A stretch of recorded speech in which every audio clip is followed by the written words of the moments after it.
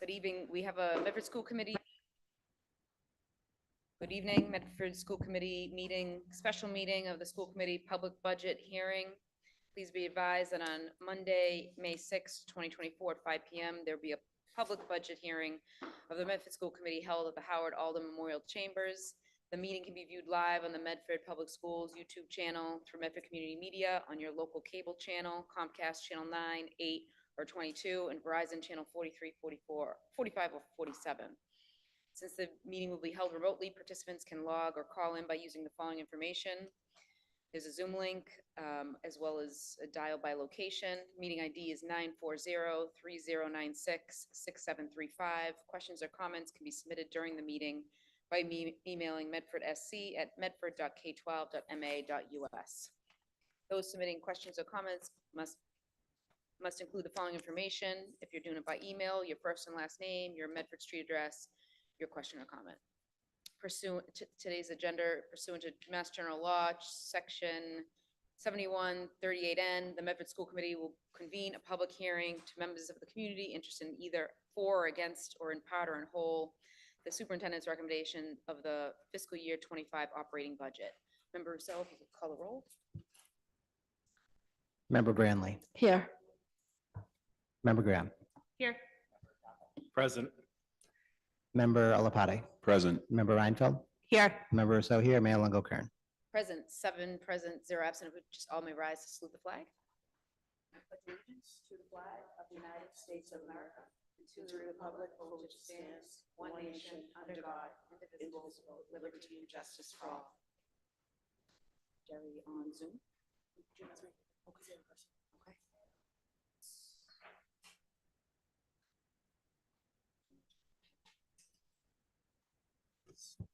Mr. McHugh, if anytime you're ready to get started, thank you.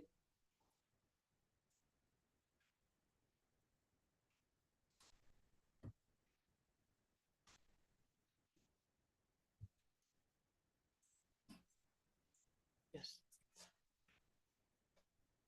Jerry, just press the button. How's that? Yes. Good. Thank you. Good evening, members. And first, I want to thank my colleagues at central office and the administrators who all had a hand in helping to get this proposal together for you tonight. As many of you know through our subcommittee meetings, this is kind of the perfect storm of salary demands and federal funding expiring, underfunded accounts, just all converging in FY25. So I'll begin the presentation. Mayor, Member Rousseau? I just would like to note that both of the student reps are actually here. Both of our student reps are here. Yes, thank you.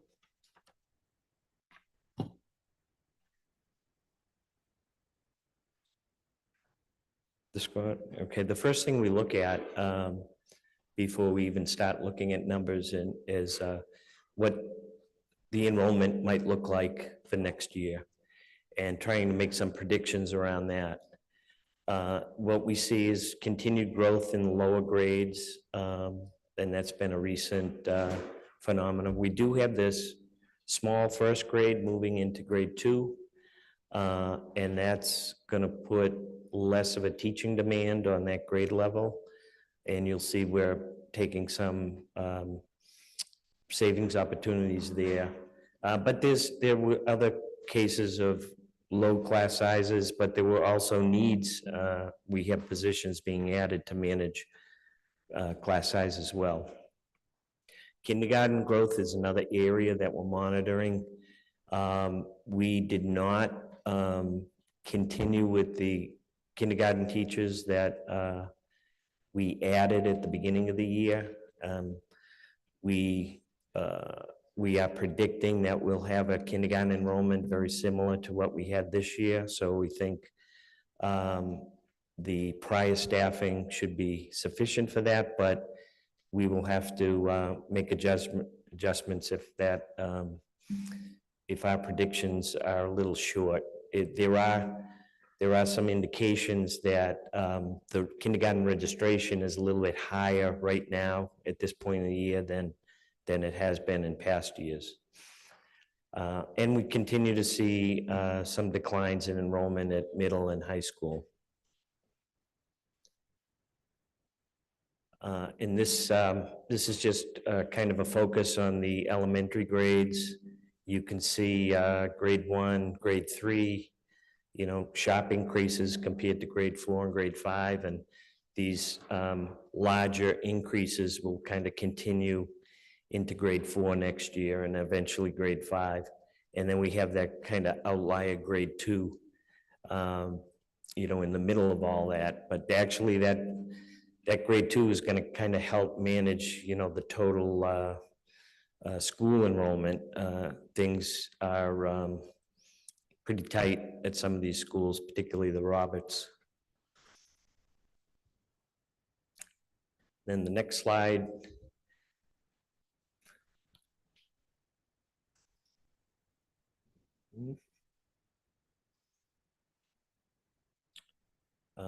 There should be one before that, Peter. Is just, this looks at the district as a whole, total, we see our enrollment predicted to go up by a net of 14 students, but we see kind of lower growth, or we see declines, as we mentioned, in the middle and high school grades, and then we see that 60 student increase in the elementary grades. This is a graph on kind of the history of budget increases, and this was taken from the FY24 budget book. And you can see it's kind of peaks and valleys. That on average, you have these kind of 2 outlier years in, I think it's 22 and 23. If you take those out, the average increase has been about 3.5%.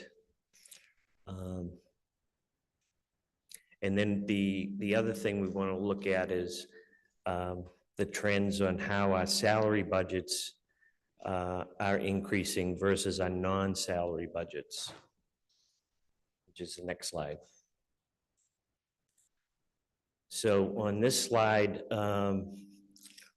the percentages you could see are kind of growing. The salary budgets are consuming more of the budgets, from at one point around 80-20, and then it gets up to 84, 83. Our proposal will adjust that, those differences back down closer to 80-20. But what it indicates is that, the additional resources that are available in the budget year in, year out are not sufficient to meet the salary. So there's been a combination of new appropriations coming in, but some of that salary is being funded by the non-salary lines as they begin to shrink. So it's just something to keep in mind, that you want to keep balance there, and salaries are always going to be the majority of our budget, but it can't consume the entire budget, obviously. So the first group of slides is we're going to see where are the major areas that our budget's increasing. And this year, to fund our collective bargaining commitments, we are increasing salary lines by a little over $3.3 million. And then we have a few contracts that will be expiring this year, as well as non-unit staff who go year to year. And so we're increasing our undistributed salaries budget by over $600,000 to provide some funds for those contracts and non-unit salaries. In the Medford budget, there's, $500,000 in non-distributed, which is meant to be maybe a contingency. It's about a half a percent of the budget. So we're maintaining that. It's important to have a contingency in your budget because there'll be unforeseen expenses that will come up. For instance, if our kindergarten enrollment is higher than we predicted, we have funds where we can add some more teachers if needed. So I just wanted to be fully transparent that we have, in addition to the 665, we have $500,000 in undistributed, which we had this year as well. So the next category are these accounts that we've been talking about in subcommittee that have been underfunded for 2 or 3 years that we're seeking to correct in FY25. Homeless transportation being the big one. We budget $130,000 and we spend closer to $500,000 or $600,000 every year. And then substitute coverage, special eds, extended school year. A number of our students on IEPs get programming for the year round, and so they have a summer program that's part of their IEP. Legal expenses has been underfunded as well.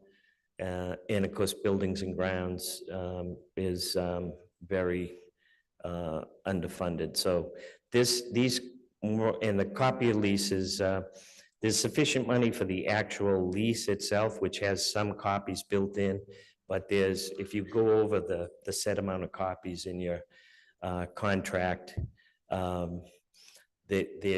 that prediction was a little bit low. So this kind of right sizes that contract. So these are to bring those accounts up to what the historical spending has been. And then we have two special revenue funds that are no longer sufficient to support the staff that we've assigned to them. And so we are proposing to add $1.1 million to cover positions that are currently funded in the ESSER grant that's expiring this fiscal year. And then we have 23 paraprofessionals that are funded on the Buildings and Grounds revolving fund. And this was done in FY24 as kind of a bridge to get the paraprofessionals contract settled. But I don't think it was meant to be something permanent. It's really, unsustainable if it was supposed to be permanent. So I'm proposing that over the next few years, we provide enough money to kind of unwind that and get some of those get those 23 paraprofessionals back into the general fund.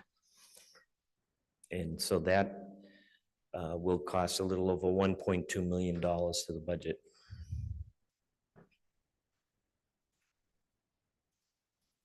So we had 30.8 FTEs funded on ESSER.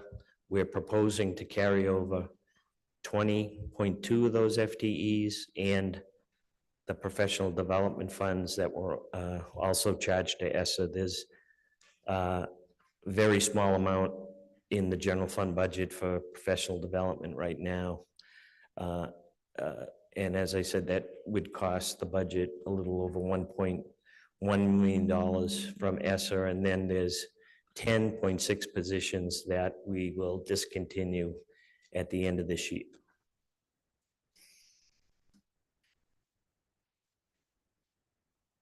And so what are these positions that are in ESSER? There's an adjustment counselor at the Brooks.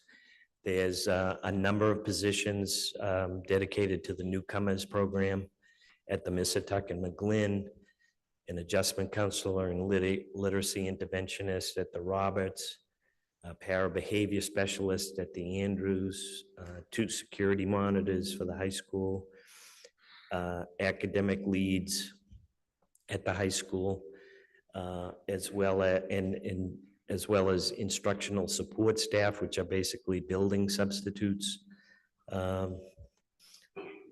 and 1 per school. We're retaining of the 2.6 re-engagement specialists we have, we're going to retain 1 who will also take on some attendance officer duties that we're bound to implement.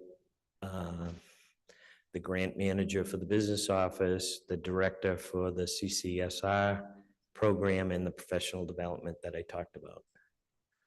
And so for the positions that we're not carrying over, we had 4 literacy coaches that are currently vacant. The director for data and reporting, 1.6 re-engagement specialists, 3 para-behavior specialists, and a nurse floater position that was on ESSA and was vacant as well.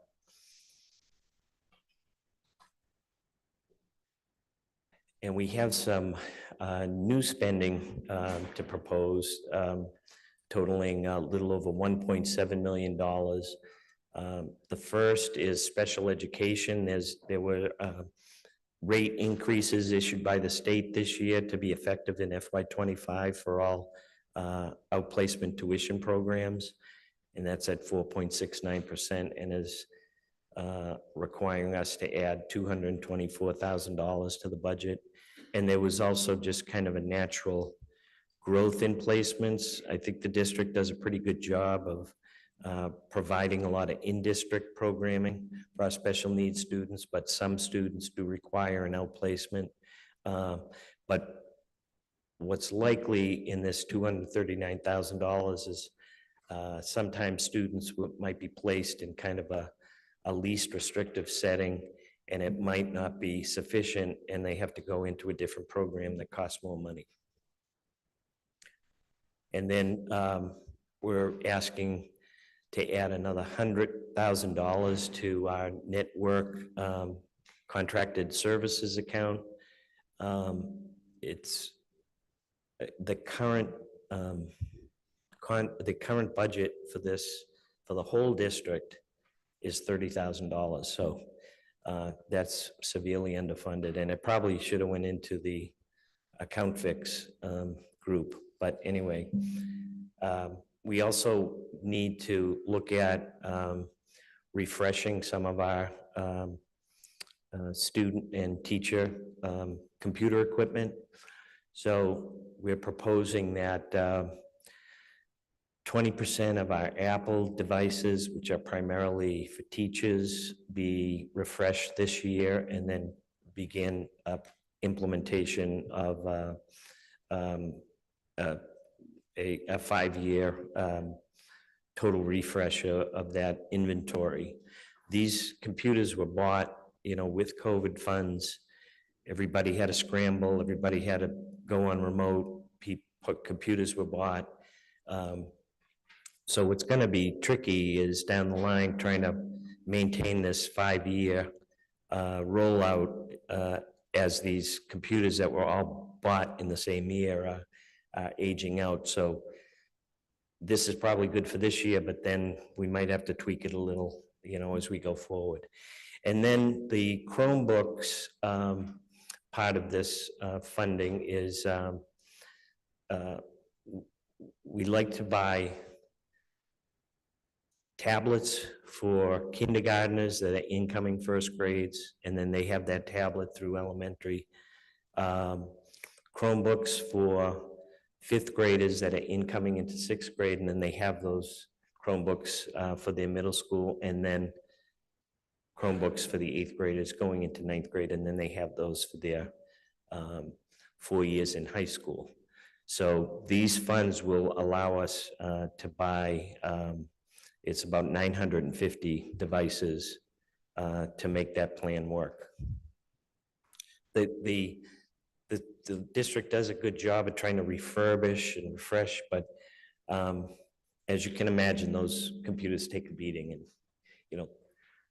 4 years is probably the extent of their life on that.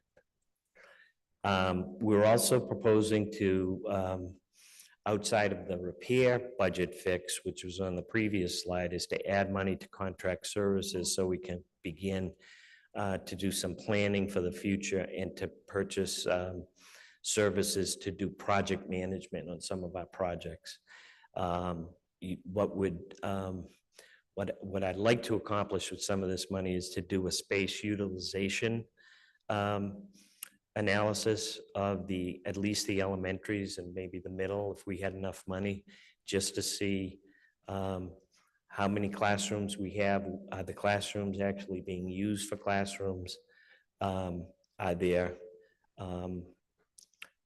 programs, or are they being used for office space? Can we look at other ways to provide that space and kind of return more classroom to the building? So anyways, that type of analysis would allow us to take a look at that. The city also, we had funds in here for doing a recommissioning effort for our K through 8 schools. And the mayor has agreed that she will provide some city capital funds to be able to do that. So with those funds, we're hoping to do that type of recommissioning for all schools. I only had one school in the budget because that's all the bandwidth I thought we could utilize in FY25. So, but that number was 150. It's now 120,000. The night cleaners at the high school and the McGlynn Middle are under a contract. And on January 1st, there was a scheduled rate increase for the hourly workers on that contract. And so this request of $74,000 annualizes that rate increase into FY25. We're also recommending putting 2 more yellow buses on the bus route. There was a lot of, when I first got here in August, there was a lot of concern about overcrowding on the buses, and so this would go to address that. The Medford High School is under their accreditation process, which they go through every several years or so. They need $30,000, and they have to put up an outside team that comes in to actually conduct the evaluation. There are teacher teams put together to look at, to respond to questions that accreditation team wants to have answers to. They currently have a budget of $6,000 kind of for pre-planning work this year, and so this will get that budget up to $30,000. And then I'm also recommending we increase the school supply account. I came up with a formula for the principal's offices that allocates money kind of based on the allocations that are provided for in the foundation budget. It's not very generous by any stretch, but it does provide them the money for those principal's offices. The high school principal has a budget of $10,000 for office supplies and other expenses. And we do have a lot of supply budgets kind of filtered out into the various curriculum areas. So those really have to be looked at as well, because that may provide a savings opportunity in the future once we get this rolled out. But for every school principal's office to get an increase in their supply account, we're asking for $203,000. And it's a per pupil basis, so every school will have the same per pupil amount, but it will be based on the number of students that they have at the school, which is something I I heard loud and clear when I met with the principals. And then we are proposing a new position for payroll in the business office and a position in the human resource office. It's very challenging to keep up with the weekly and biweekly needs of the payroll, and also kind of maintain our MTRS reporting, fringe benefit management, 403B management, and so this will help alleviate some of that.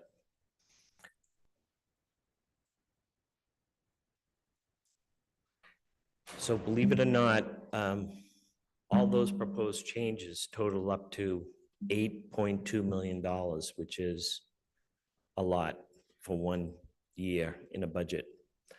In a perfect world, we would get that and our budget would go to 79.4 million.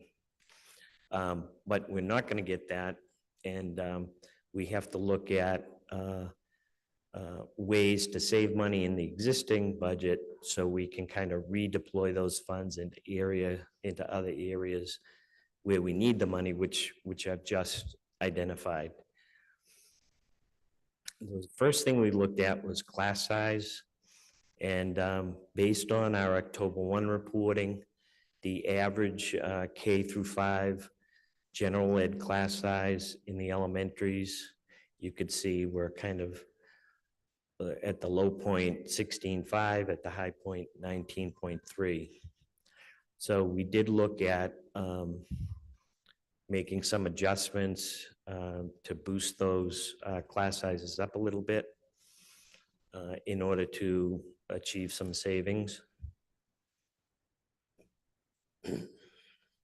And so there are some changes going on within schools that I did not add to this slide because I didn't want to make it too busy.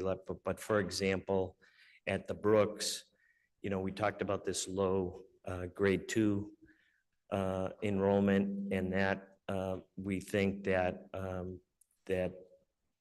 one grade 2 teacher could be at the Brooks, but we also think we're going to need a grade 3 teacher at the Brooks to keep those class sizes reasonable. So that's kind of a wash. And, you know, there's an extra grade 4 position at the McGlynn, for instance, and a grade 1 that we're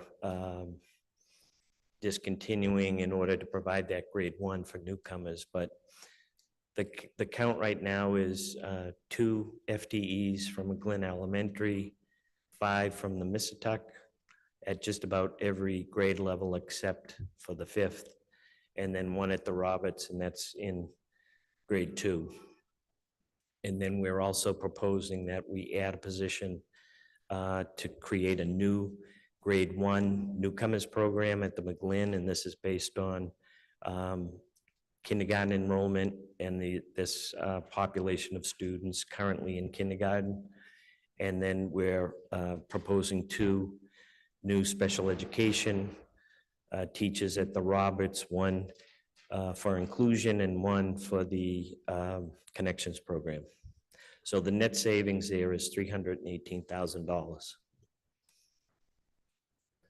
And so this would be the average school class size once we implemented those changes. So going from kind of mid to high teens to, you know, low to low 20s. We do have contractual language that we have to pay attention to in the teacher's contract around class size, but these are within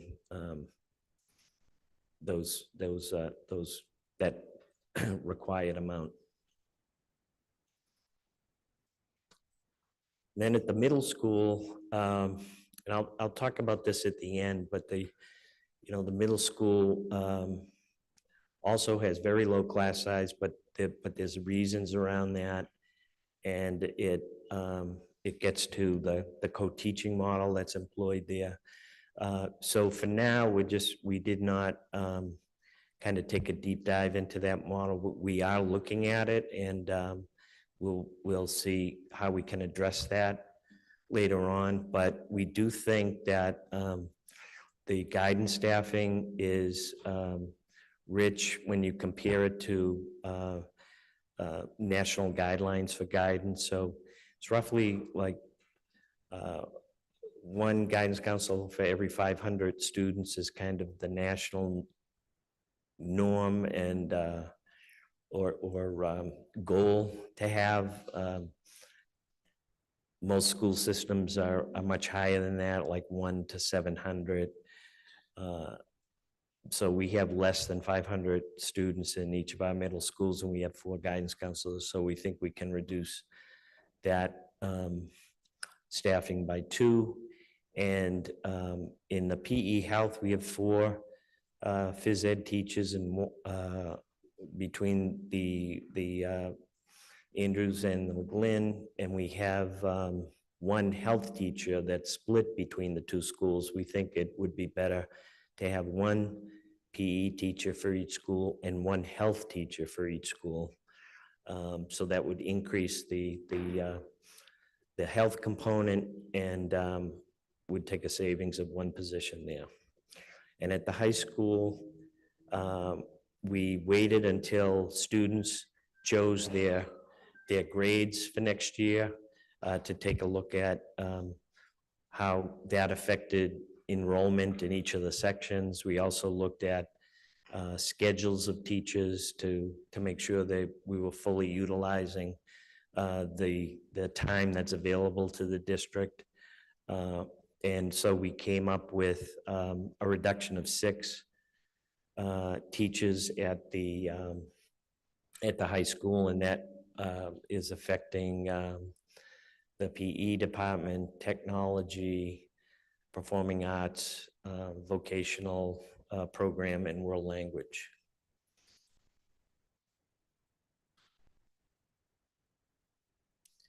We also are proposing some consolidation of our administrative staffing and trying to figure out ways to divide the work amongst a small group of administrators.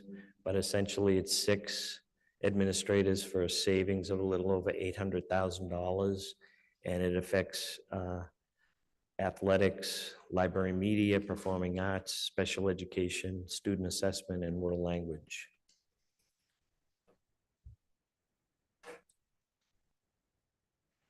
And then we're also proposing a similar consolidation in our administrative assistant staffing.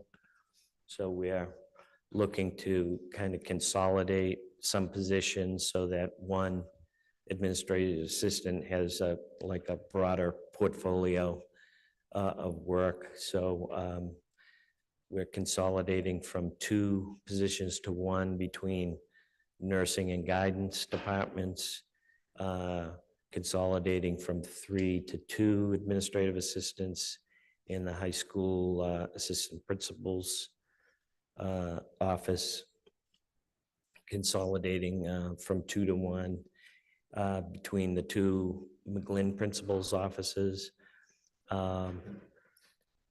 Same thing with curriculum directors, consolidating that position, and the student assessment support is being recommended to not be continued. And then there's 1 position in the before and after school program that doesn't have any savings to general fund, but yet it's also on this list. But one thing that's not on the slide deck is that there are currently 2 administrative assistants in our special ed administration, and one of those women, as part of her responsibilities, handles a lot of transportation that comes out of that office. And what we're proposing is to repurpose that position to be more of a district-wide transportation coordinator, because they do a very good job in managing those services, and it's more of a struggle for EL bus and the homeless transportation. And we think if we dedicate more resources to the management of that, there's likely some opportunities to lower costs in that area, I think, as long as the ridership doesn't grow.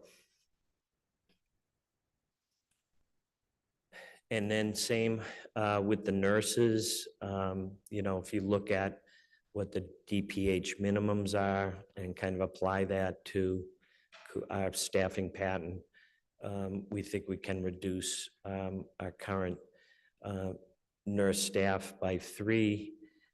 There's also one nurse that we're not continuing that was part of the ESSA slide deck or slide.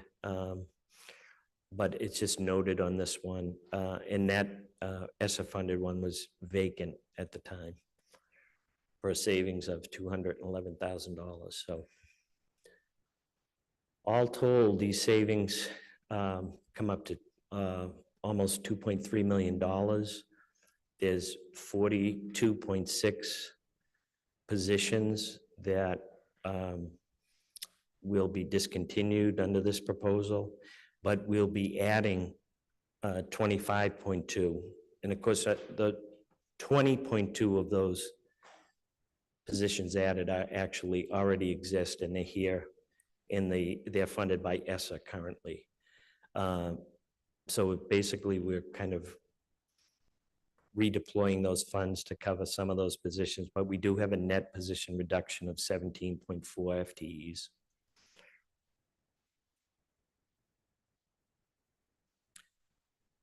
So just to begin to summarize where we're at, once we apply the savings, we can get our required budget down to 77.1 million. But that presents us with a funding gap of almost $6 million.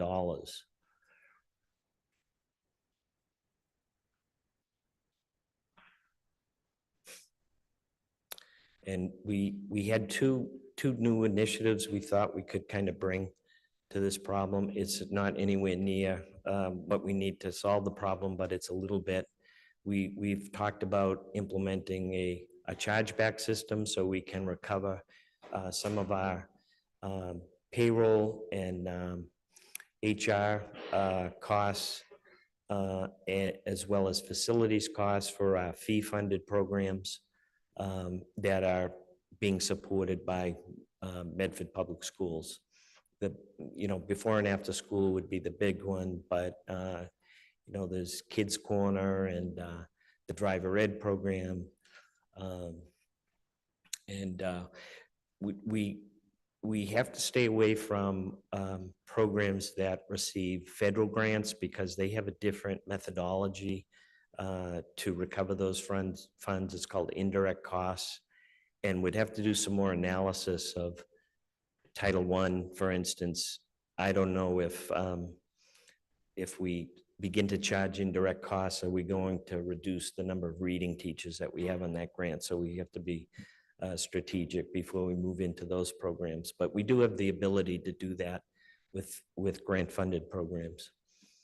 And then I believe we have sufficient fund balances to charge a teacher that is involved with the MEEP program to the MEEP revolving fund, and a teacher in the vocational program to charge that to their tuition account.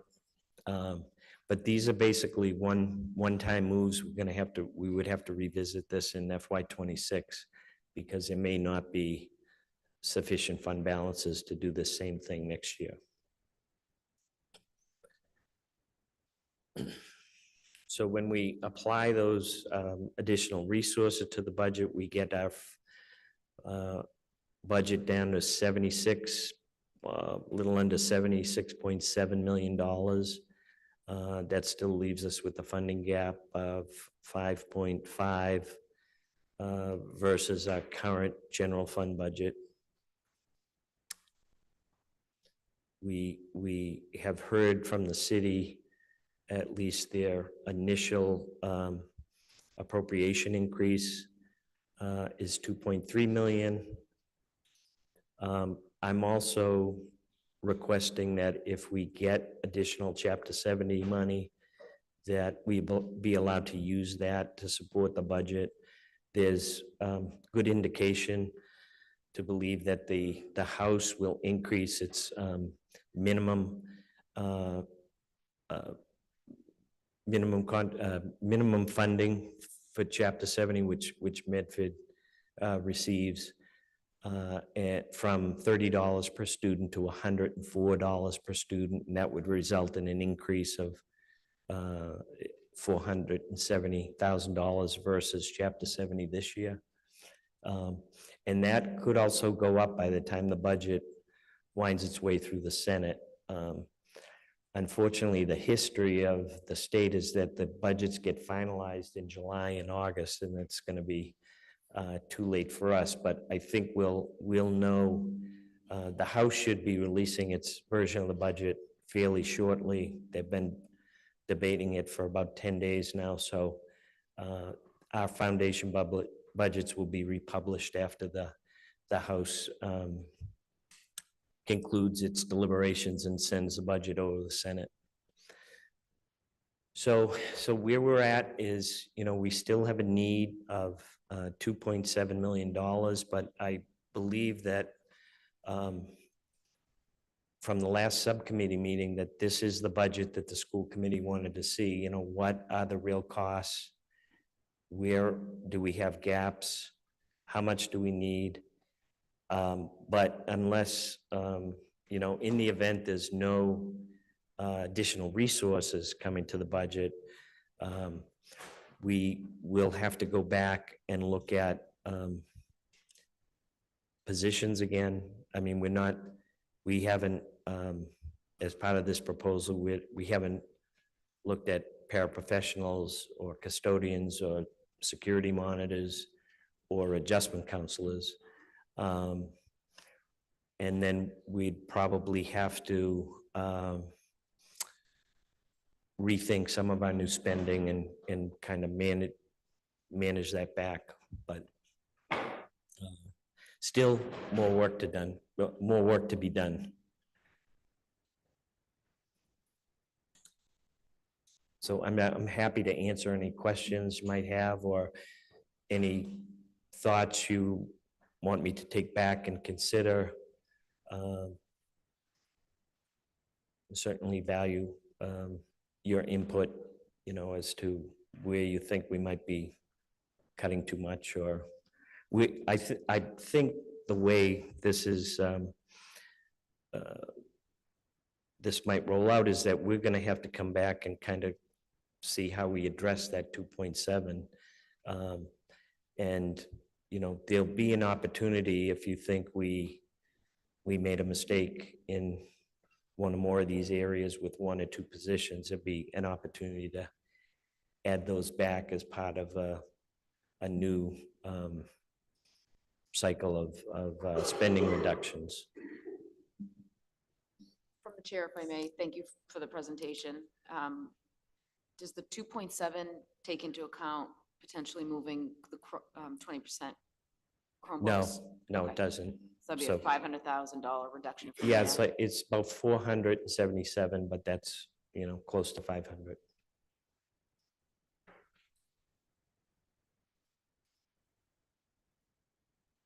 Thank you.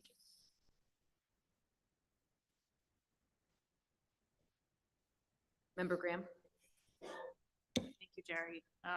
Just a couple of questions, just to make sure I'm clear on the reductions that are outlined here. At the high school, we're saying 6 FTEs, and there's 6 departments listed. So it sounds like a reduction of 1 teacher per department. Is that Administrator, correct? yeah. And does that mean our course offering is being reduced in some way, or are we able to maintain the offering that students selected with this reduction of 6? Yeah, the proposal is based on the what students chose. Now, if there was a section that only had 4 students or 5 students in it, maybe that section doesn't run. But what the students suggested that they want, what the school department is saying they required to take to earn their credits, those are not affected. And I think we'll hear from some folks later on, but specifically, there's some questions about drama classes Mhm. and, drama club and all that. So Well, I know that okay, there's a yeah. new theater offering this year. Is that being Yeah. eliminated? It was because the enrollment was low. Okay. But, part of this public hearing is to get feedback from the school committee, to get feedback from the public, and we're certainly going to be listening to see, how we can kind of meet the needs of everybody in the context that it's just a very difficult budget. Second question is, when you said we're reducing our nursing staff to align to the DPH minimums, what are those minimums? 500. One One to nurse for 500? every 500.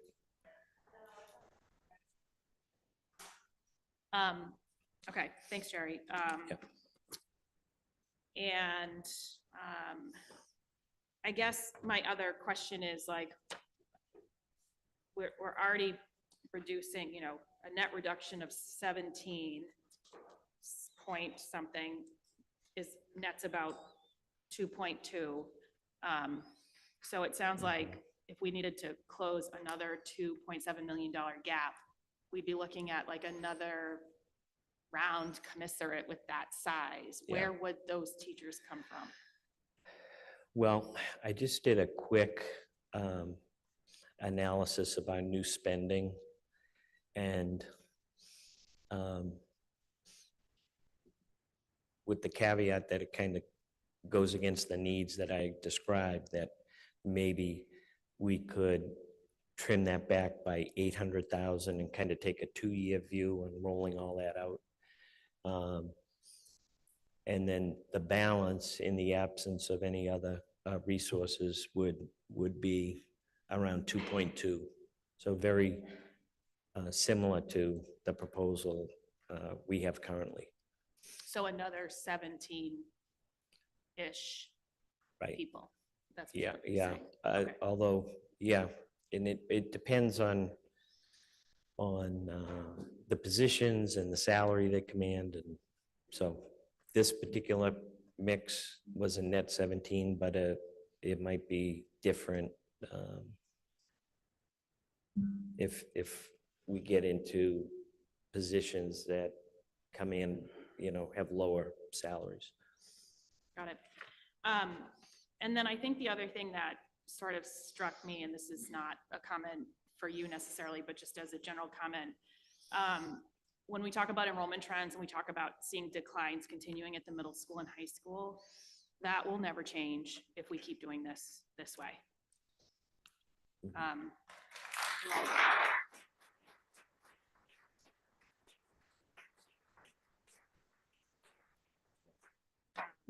I did say I would talk a little bit about the middle school. So we did, that has a co-teaching model, and, that was a district decision at some point. It requires a much larger investment in staff in order to make that work. Co-teachers get more prep time. There's more need for unified arts to cover those prep times. So there's a lot of resources being deployed to make that work. And whether, so I think looking back, we have to figure out a way to say, is the investment worth it? Are we seeing the results that we should be seeing? Or is there a different way to go forward on that? But the staff savings would be, would be significant. And then I just wanted to say, thank you. I know this is like the worst work in the world to do. And I will say, I appreciate the clarity. I know exactly what this budget proposal is and isn't. I'm not sure we've ever quite had that before. So I think that's important. I also think this sort of the steps in the care that you've taken to in conversation with our union partners, where there are reductions that are being put forward in advance of learning about those things here on the floor is really important. I know that's really hard work. I know it's terrible news to share. I know it's terrible news to receive, but it's even more terrible to learn that here. So thank you for taking care through this process to be appropriately transparent and also in collaboration or in conversation at minimum with our union partners. So thank you. I really appreciate that. I think we need more clarity. We need less vague budgets. And this really is a great example of what a transparent budget looks like, even if the answers are really very terrible. So thank you. Okay, thank you. Member Reinfeld? Yes. Okay, thank you. Derek? Hello, I just have a couple questions regarding the proposed budget. So on slide 15, there's two positions being proposed. It says payroll/HR new positions, capacity and supervision. So with the current proposed budget cuts, could you just elaborate on what these two positions being added would, considering they cost roughly $150,000 annually? Yeah. Those, so for instance, one is for payroll. So the staffing for the entire district for, a budget that's 80% salary, there's two payroll positions.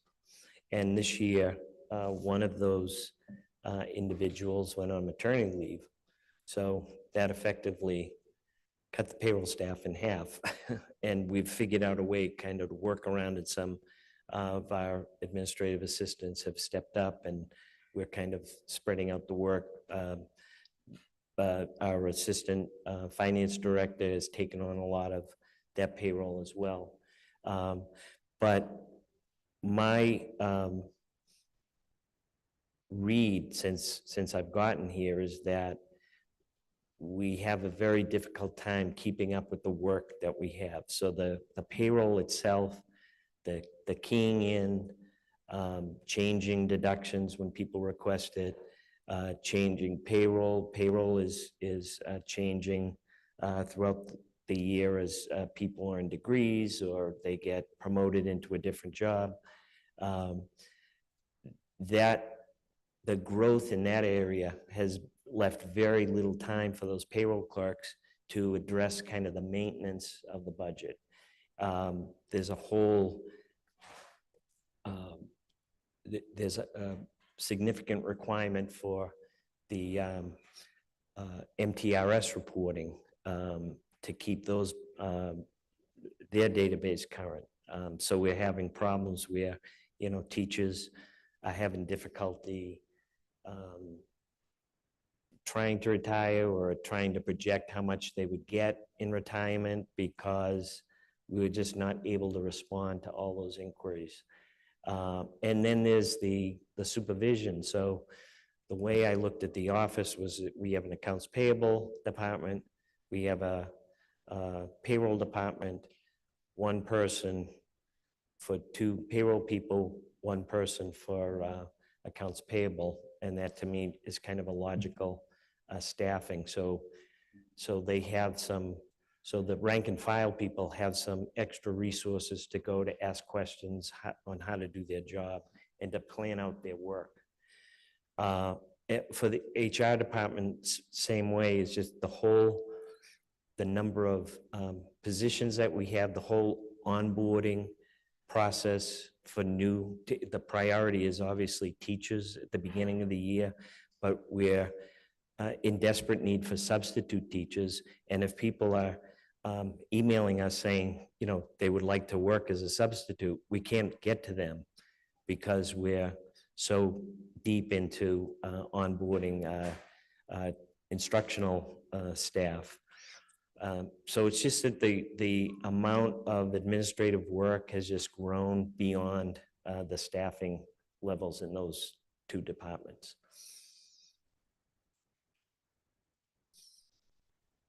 And then I just had another question on slide 19. Mhm. for the proposed general ed class size from schools. Yeah. So for 2025, for the Brooks, it'd be up to 19.9, the McGlynn 22.2, Mr. Tuck 22, and then the Roberts 20.5. Do you have any data about the possible the possible negatives of increasing classroom sizes to that size, as that could potentially put a lot of strain on teachers and educators Yeah. in classrooms? Yeah. Well, I look at two things. One is, how do we get our funding? So Chapter 70 makes some assumptions about class size when they put together the foundation budget. And I think it's like 22 or 25 at the elementary, and then 22 or 25 at the middle, and then it's actually 17 at the high school because of all the honors and AP classes. There's just, on average, the class sizes are going to be lower at the high school. So if we're not maintaining our class sizes somewhat around those numbers, we don't have to hit them exactly, but we should be in the same ballpark. And if we're not, we're going to be diverting resources from one area to put into low class sizes. The research is very mixed on whether class size, a lower class sizes actually improves student performance. It's the most expensive type of educational reform that you can do. It does tend to, obviously, in specialized programs, special ed actually has legal requirements about what their class sizes should be. Our EL program, the class sizes should be lower, obviously, so more one-to-one time with the teacher. And in the lower grades, pre-K and kindergarten, there is evidence that those low class sizes are probably more effective. But when you start to move up, it's kind of a mixed bag. So my view is, let's not be too low, let's not be too high, but let's try to keep it. And I think that low 20s is kind of a good spot to be in. Anything more than that, I think there would be a start to strain. But if we have to cut $2.7 million, we might have to think about increasing those slightly again, if we have no other way to do it. Thank you, Darren. Member Reinfeld? Yes, thank you. All right, I'll start with what I like, which is I like the transparency and the clarity here. So thank you again for that. And I really like that this reflects the past year's spending. And Okay. Yep. so that's incredibly helpful. And that moves into my first question. I'm just going to go in numerical order. Slide 7, this didn't appear on the slide, but you mentioned that there was 500K for undistributed. Yep. Was that used for its intended purpose last year, or did that end up being flexed? Well, the year before that, I think there was like $1.5 million. And I don't know, at one committee of the whole, we talked about the fact that to make the 24 budget work, those budgets were reduced. But part of that money is meant to cover negotiations for contracts that are, being negotiated. And that money was needed to make the budget balance. And so, that went to, fund those contracts, and was not sufficient to fund the contracts that got settled. So it's just helping to, keep the, allow us to finish the year with a balanced budget. Great, thank you. Slide 14, you mentioned new technology. Is this coming with added security concerns or costs to maintain safety, privacy? Yeah. All of that. We've included the educational package for Google. And that, right now, we're using the free version, the educational package. It will provide a lot more security for that programming. But we really need to develop some strategic planning around technology to address all these needs that we have, and security's, top of the list. But that's one obviously. of the positions that is potentially, No, so there's the technology where we're adding money is in our network infrastructure to keep that going. There is a technology teacher at the high school that we're proposing, thank you, Peter. We're proposing that we're going to take a savings there just because enrollment is low. okay, And there's other technology teachers at the high school as well. right, but there's a director program there's a director position as well. Yes, yeah, and we would see that consolidated with the rest of our technology staff, Okay, the management. all right. I'm always going to have this question on slide 15. I see a lot of contract services listed. What assurances can you give me that contracting these things out is more cost efficient than doing it in-house? Yeah.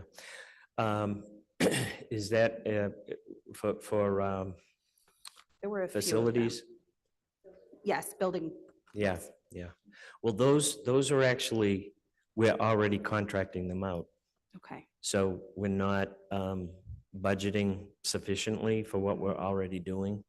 On the proposal for $120,000, those services are like architectural services, project management Okay. services.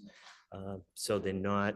so very We're not specialized. proposing to privatize any work that's currently being done by existing staff. All right, on this same slide, you mentioned the supply budget. Is that going to reduce I'll call it an unspoken burden on individual staff members for supplies? I would like to think so, In terms of, We are do those have. for individual classrooms, or are they Yeah. for school-wide? On a whole, the supply budgets are low, so I think they can be built up. And, I would hope that, and I'm sure that, we have some very good principals, and I would hope that they would want to, they just haven't had a sufficient budget. So when they have to say no to a teacher and the teacher needs something, the teacher, goes and procures it herself. I'm glad that we are providing more of that. Member Graham already asked about class sizes and offerings. I would love some more information on the McGlynn position, the consolidation of the administrative position there, given that those are two schools and each of the other schools has its own administrative assistant, and also given the particular vulnerabilities in that school's population. Yeah.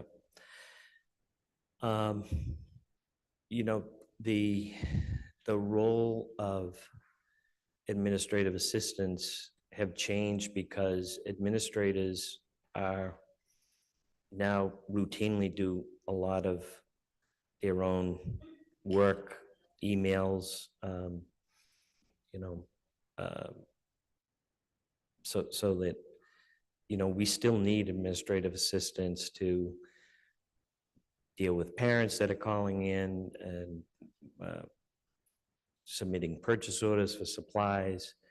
But it was just felt that, that there wasn't sufficient workload for the number of administrative assistants that we had at the McGlynn. Okay, I'm sure that we'll hear about that. Yep. Soon. All right, and then my very last question was actually building a little bit on Member Graham's question about the DPH minimums. My questions were, what are they, where are we, and how do our health needs, and the health needs question might be for some of the people out Yeah. here, compared to Yeah. other districts with their ratios.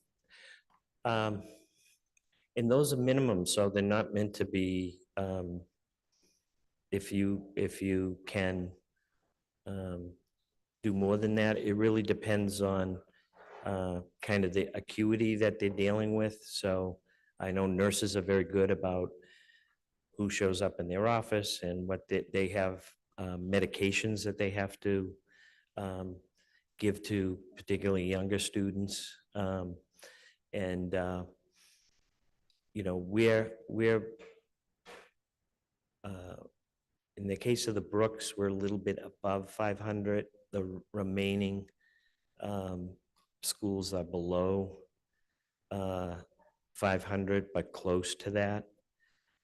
And I can furnish you with some staffing analysis that we've done to show where we're landing with that. But what's often the case is that you have, just to simplify it, you have not enough work for two people and you have too much for one person, and you can't, so we're looking at, coverage, and do we have to dedicate staff to one school? Can we dedicate some staff and have some staff move around? And so I think everybody said this in one way or the other at the beginning. It's not, we don't take any pleasure in having to implement these, but we know what we have in obligations. And I think, in my experience, the worst thing is to have, budget chaos, because when you look at what happened in Brockton and North Andover, that to me would be a lot more disruptive. Let's figure out what the pain is and then see if we can make some adjustments. Nobody's going to be happy with the end result, but that's the only thing a business manager is required to do by law, is to make sure the budget's balanced, and then other duties as assigned. So we're going to we need to get to a budget balance, a balanced budget. Thank you. I understand that. And I will have questions for the administration at later dates about what the plan, if these changes are accepted, what the plan is, because Yeah. just because you take people away, the work doesn't go away Right, either. exactly. And we've made some preliminary.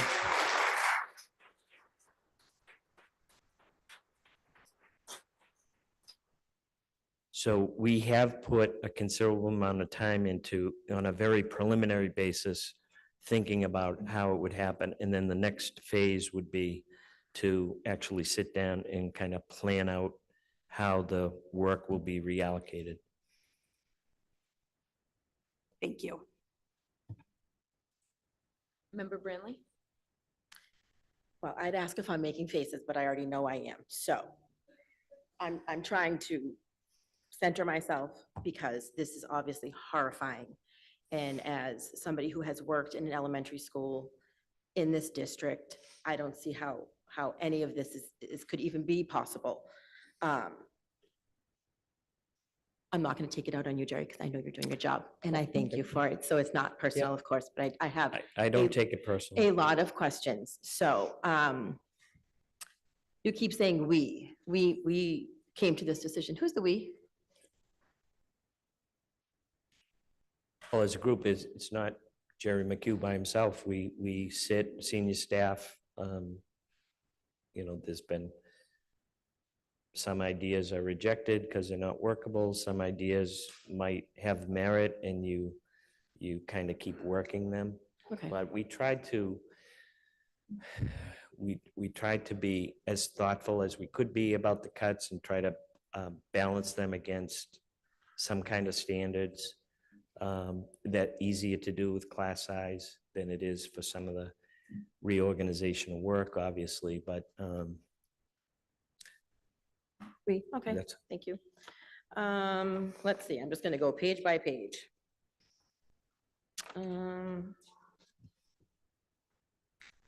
The ESSER funding, those positions on this page here, Brooke, let's see, I'm on 11. Are any of those going to be added to the general fund? Any of those positions? they all are. Yeah. They're all added, Yeah. okay, I just want to make sure. Yeah. Before I go That's kooky. kind of contributing to our funding needs. And I have to agree with our student rep here. The two full-time employees for payroll and HR that are being suggested. You said the words, it's hard for them to keep up. So I think it's going to be hard for teachers to keep up. I think it's going to be hard for nurses to keep up. I think it's going to be hard for secretaries to keep up at this rate. We're burning people out as it is, and this is going to just increase that.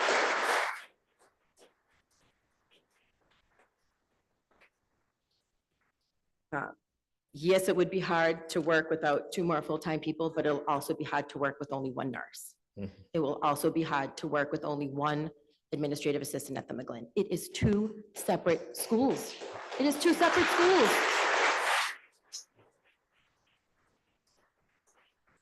I know they're housed in that same office, but that doesn't make any one more valuable or less valuable than the other. They're 2 separate schools. It doesn't mean that one can absorb the work of the other. And as an administrative assistant myself, I don't see the people that are above me that I'm an administrative assistant to do more work on their own. I see that we're leaned upon more and more every day, from something as simple as the copy machine being jammed. Sometimes I pretend I don't hear them saying to me, Nicole, I need your help. I'm like, it's a piece of paper. You can do this. Let me show you. I think it's almost offensive to think that, their need is less, because it truly is more. And especially at an elementary school level where children are coming into you, parents are coming into you, the phone never stops. That alone, I don't know how one administrative assistant is going to just handle the phone alone, let alone all the chaos around them. So how do you choose that elementary school over a different elementary, because there's not anybody else there? But that doesn't mean that the administrative assistant for the middle school can handle what is going to be put on her from the elementary side. It's almost unfathomable to me to think that that is a position that could at all be cut. So that's one thing. Okay. Kindergarten teachers added in FY24 will not be continued in FY25. But did we not see that the enrollment is increasing in lower grades? Yes. But the existing kindergarten staffing that we have is sufficient, I believe, to handle that enrollment. I would question the need for those additional kindergarten teachers this year. I mean, maybe 1 or 2, but not across the board. But I don't think people So none will were- be saved. Pardon? None will be saved, correct? Well, they weren't funded for, so if they were to be saved, then we would have to add them into the budget this year. So there was no funding, they were just, there was a directive to add them and kind of make it work. Has anybody, And that happens during the year, but you have to fix those positions in the budget the following year, to be accurate. has anybody shadowed anybody in the kindergarten? Just curious. Yeah. Anybody shadowed the nurses? Has anybody shadowed any of these directors that are Yeah. being cut to see what's actually happening on a day-to-day basis? Because I can tell you that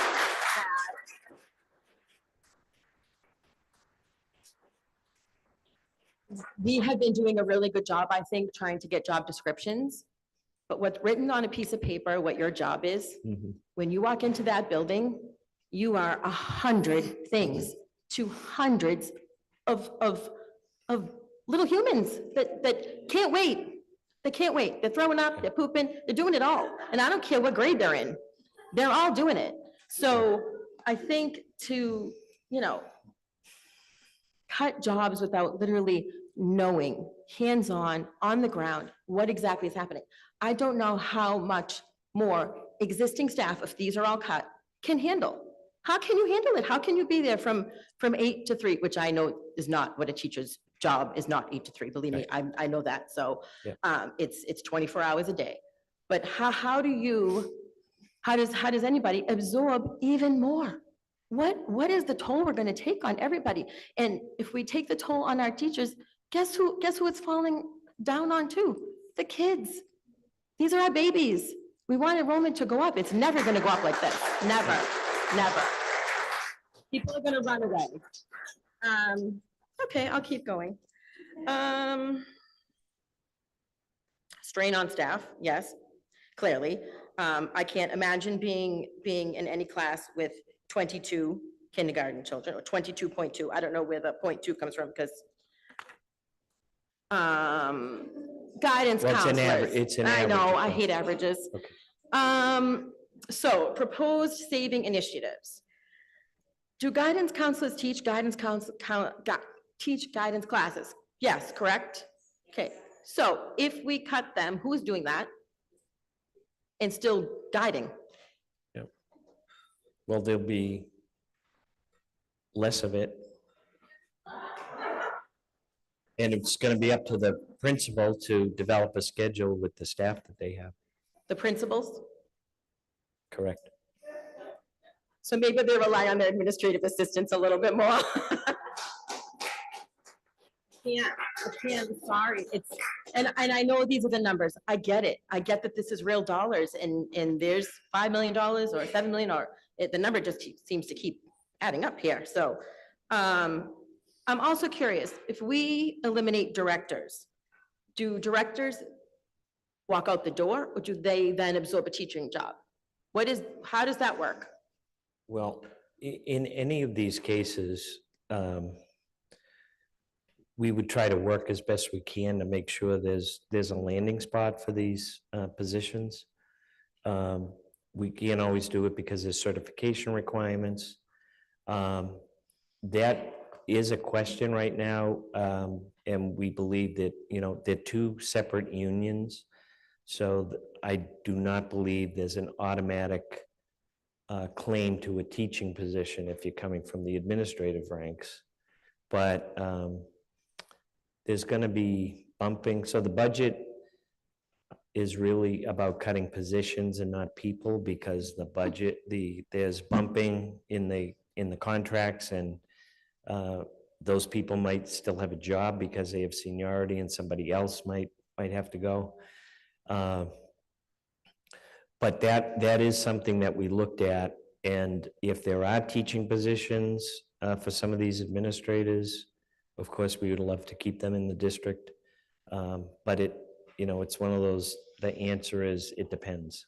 Yeah, so I know you said it's a position, not a person, but at the end of the day, it is a person. It is at the end of the It is day. at the end of the day, Yeah. because if you're Yeah. bumping someone else is Yeah, out. no, totally. And that's less, and Yeah. I know you I realize didn't that. mean to that, yeah, And- to say it.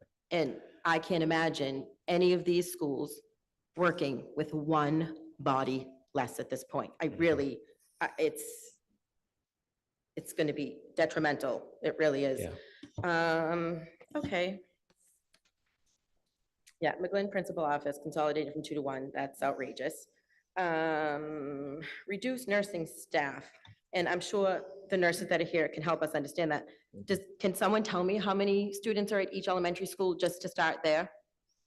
Yes, I can furnish you with an analysis that they did. So it's based on what we predict the enrollment will be next year and how many nurses per student. So maybe the nurses can answer my question a little bit better. So working at the Brooks, I used to say to Nurse Allison all the time, I feel like we should have one of those little deli ticket things here. Because not only are there emergencies all day, I mean, I can tell you what happens in the kindergarten playground pretty clearly. Yeah. What happens if that nurse needs to, they leave the room, now the nurse's office is closed, and there's another emergency? Field trips. How do we manage field trips with less nurses? Things like this that keep popping into my head. I don't know how these things are going to get done with less bodies. It's not going to get done. That's really sad. It's not okay. And then if a nurse is absent, what happens? Everybody hold on? Well, it'll be up to the director to. Do we have a if we director? can- Well, we have a position in the budget when we have a director. So we expect that we will have a director. So we'll have a director for the nurses. Yes? Yes, we'll have a director for the nurses.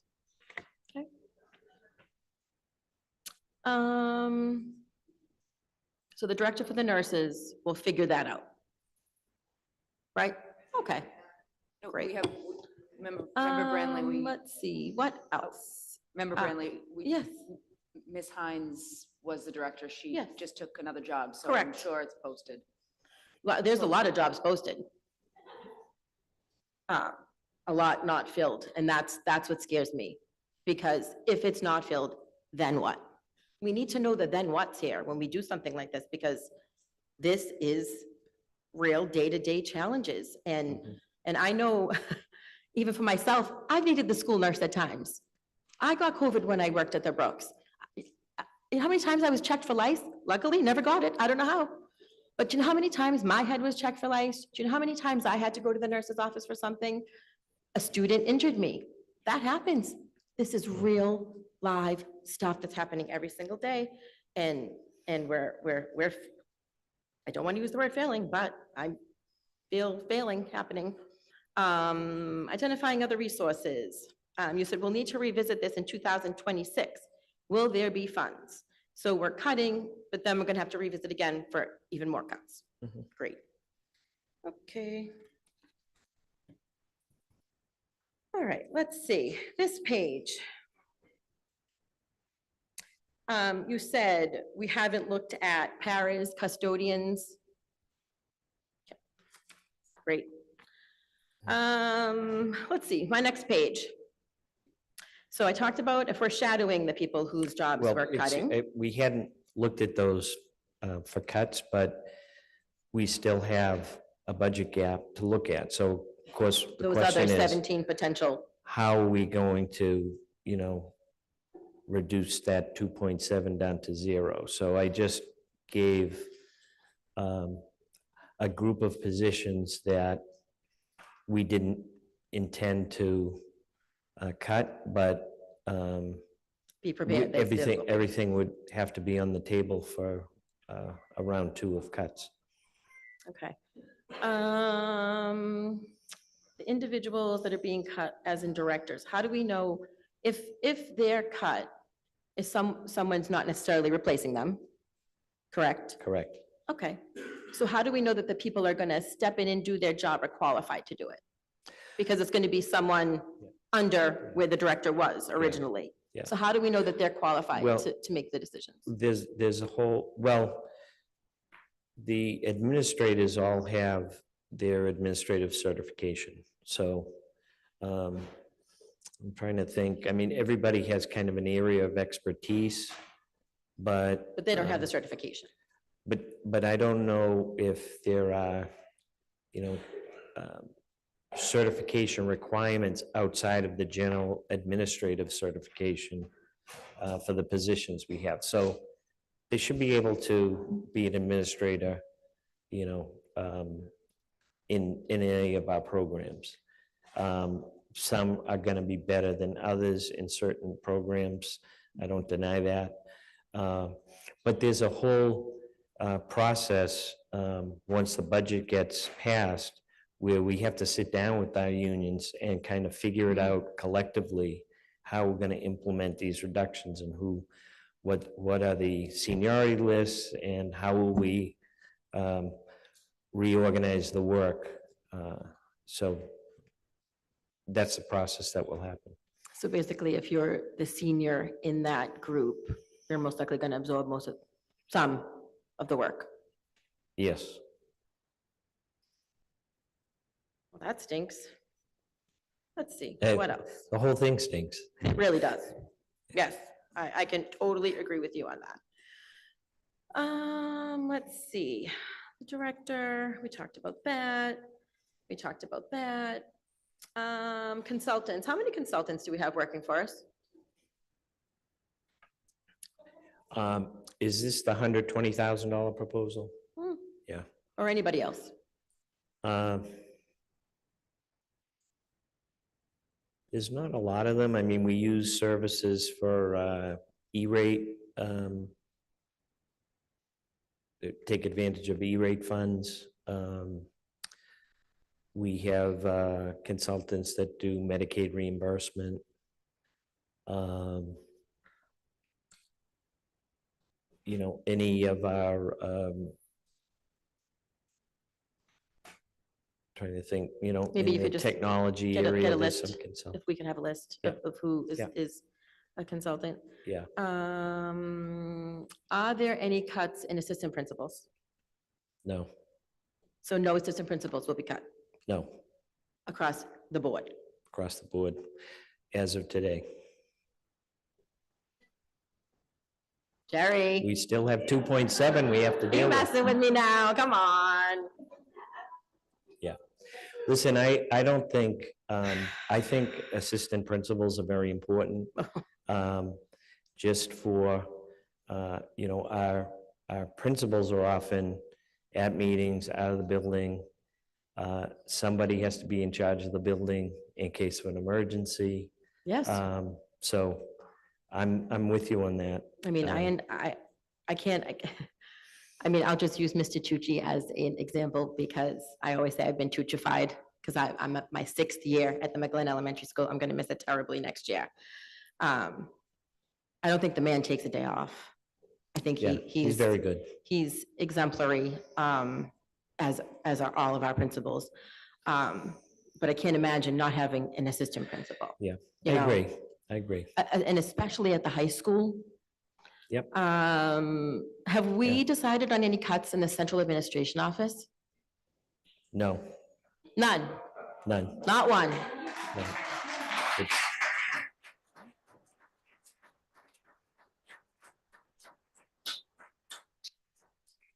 It's, the staffing is pretty lean. I'm sorry. The staffing is pretty lean. I think all our staffing is lean. Yeah. Yeah, But some are leaner than and they, others. you know, okay, I'm gonna stop. So I just have one other question. The raise that we received as school committee members, where did that, what was that funding from again? The budget, Hmm. school budget. Our raise? Yes. Yeah, there's no more money in there? Pardon? Is there no more money in there that we could use any of that for this? Because it seemed really easy for us to get our raises. Um,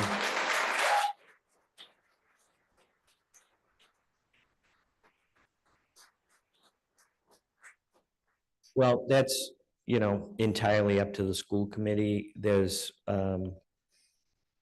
those stipends have not been increased for a long time. True. Other staffing, certainly the last couple of years, there's been efforts made by the school committee to address salary concerns of the unions. So I don't think what was proposed is outrageous, and it does, there's not that much money to kind of contribute to the problem, but if Well, I if think the every cent stipends- contributes to the problem, Yeah, right? if the stipends were reduced, that would be, you know, added to the pot to deal with the remaining funding gap.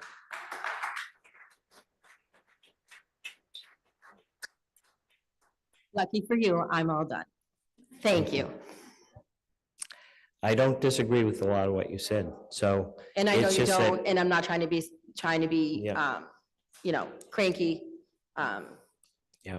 But, but obviously this hurts. My children Is- in this district. Yeah. My family's in this district. This is our family. Yeah, yeah. This is our community. These are the people that go home into our neighborhoods. These are the kids that stand in front of my house for the bus every single morning. These are the people that pay taxes. And so it's just so frustrating to me because I think when you work in a school, you have such a different perspective of what's happening day to day. And I am no expert. I am no expert at all, but I think it definitely gives you a bird eyes view of really what is happening on the ground. And I think, you know, I'm sure we have plenty of people here that would like to speak, and I really encourage everybody to speak and to write emails and to send letters, because this is a priority. So thank you very much. Okay.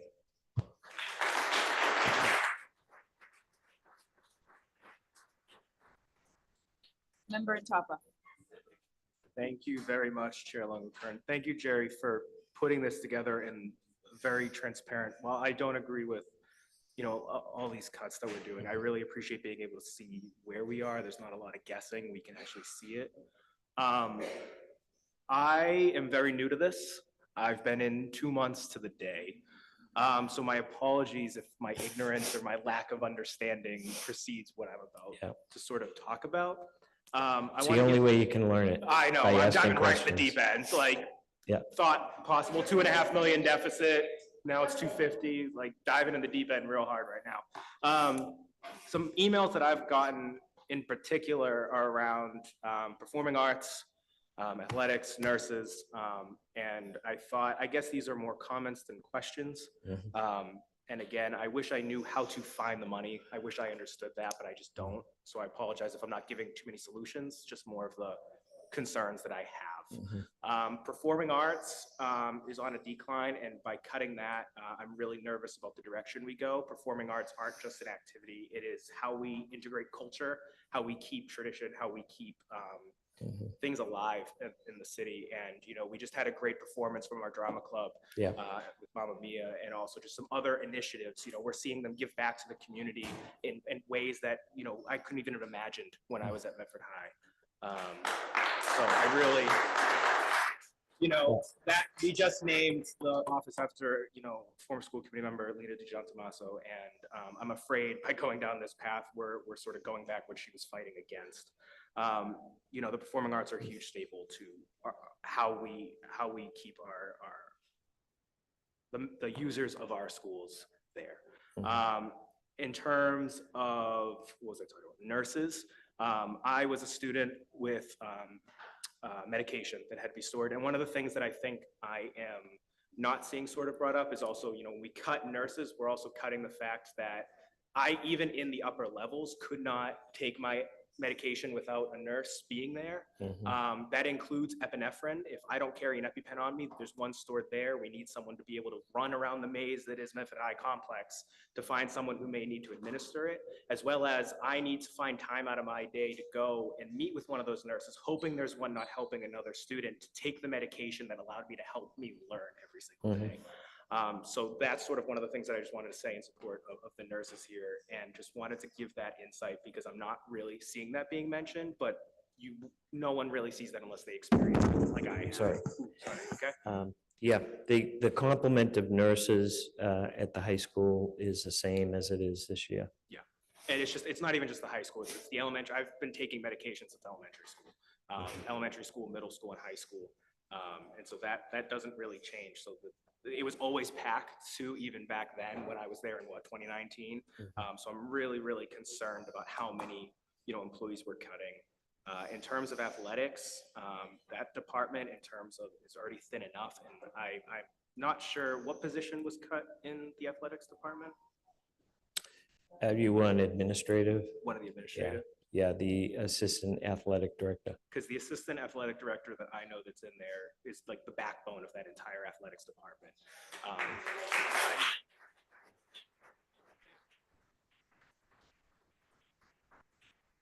That is no diss to anyone in that department at all, but the individual who is in that is at everything I've ever been to, and is there to make sure that that program stays running. So really looking at, it's numbers, but it's also people and support, and who are they going to lean on if they're the ones there all the time anyways. And then in terms of, looking at technology spending, we've sort of digged ourselves into this hole of relying on Chromebooks and technology because of, the pandemic.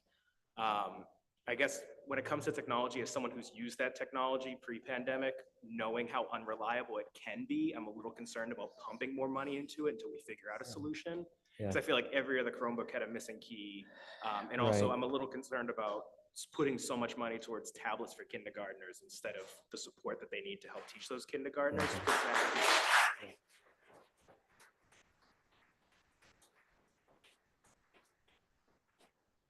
hands-on learning tactile that, I mean, I'm not an educator, but I just happen to be a designer and an artist and know just the value of tactile hands-on learning. And I would almost rather see that money, if that money had to go towards something, be more towards school supplies or hands-on learning than electronics. And I don't know how that makes me sound, Yeah. but I don't feel like our kindergartners need tablets, they need people. And so that's a lot of what I have to say. And there's a lot of things, obviously, you know, I'm happy to see more increase in special education services. But there are a lot of alarming factors that I don't know if I fully wrapped my head around in the last 48 hours. And, you know, thank you to everyone who's here to speak on behalf. And I'm sorry by taking up more of the time that doesn't allow you to, but I just want to say that I may have more questions or comments Sure. going on. Yeah. But for now, that's what I have. So Yeah. thank you. I mean, I think one of the good things about trying to present the budget earlier than normal is that we do have some more time to, you know, discuss and ask questions. I will say with the technology, there's a lot more use of instructional technology. So the only way for students to access that is through some kind of a device. And you know, the old way was you'd have like 4 desktops in the corner of the room and you'd share that. And now, you know, today that's, you know, it's just a different model from what we were used to. But that's the type of thinking that we have to do right now. We can't, if somebody wants to make a proposal that we're not going to use tablets anymore and we're going to hire another, and that could fund another teacher, those are the types of trade-offs that we have to talk about. But I would say that, there's pluses and minuses to every idea. And if you say, let's scrap instructional technology at the elementary school, you're going to have a different set of people in the audience. Right, and I talking think, about I'm that. sorry, just a point of clarification, I guess, on my point. Is it to cut technology? It's more to look at and consult our users who are administering it to see where they might find it best. So do we need Yeah. to invest more in technology? I don't have a teaching degree, so I don't really know what that is Yeah. like, but definitely leaning more on our professionals that are our faculty to see where there are technological gaps and fixes on a day-to-day classroom basis. Mhm. So thank you for the clarification as well. Okay. Again, appreciate the work. Thank you, Jerry. I think Member Olapati. I'll actually yield my time to our student representative if they have a question briefly.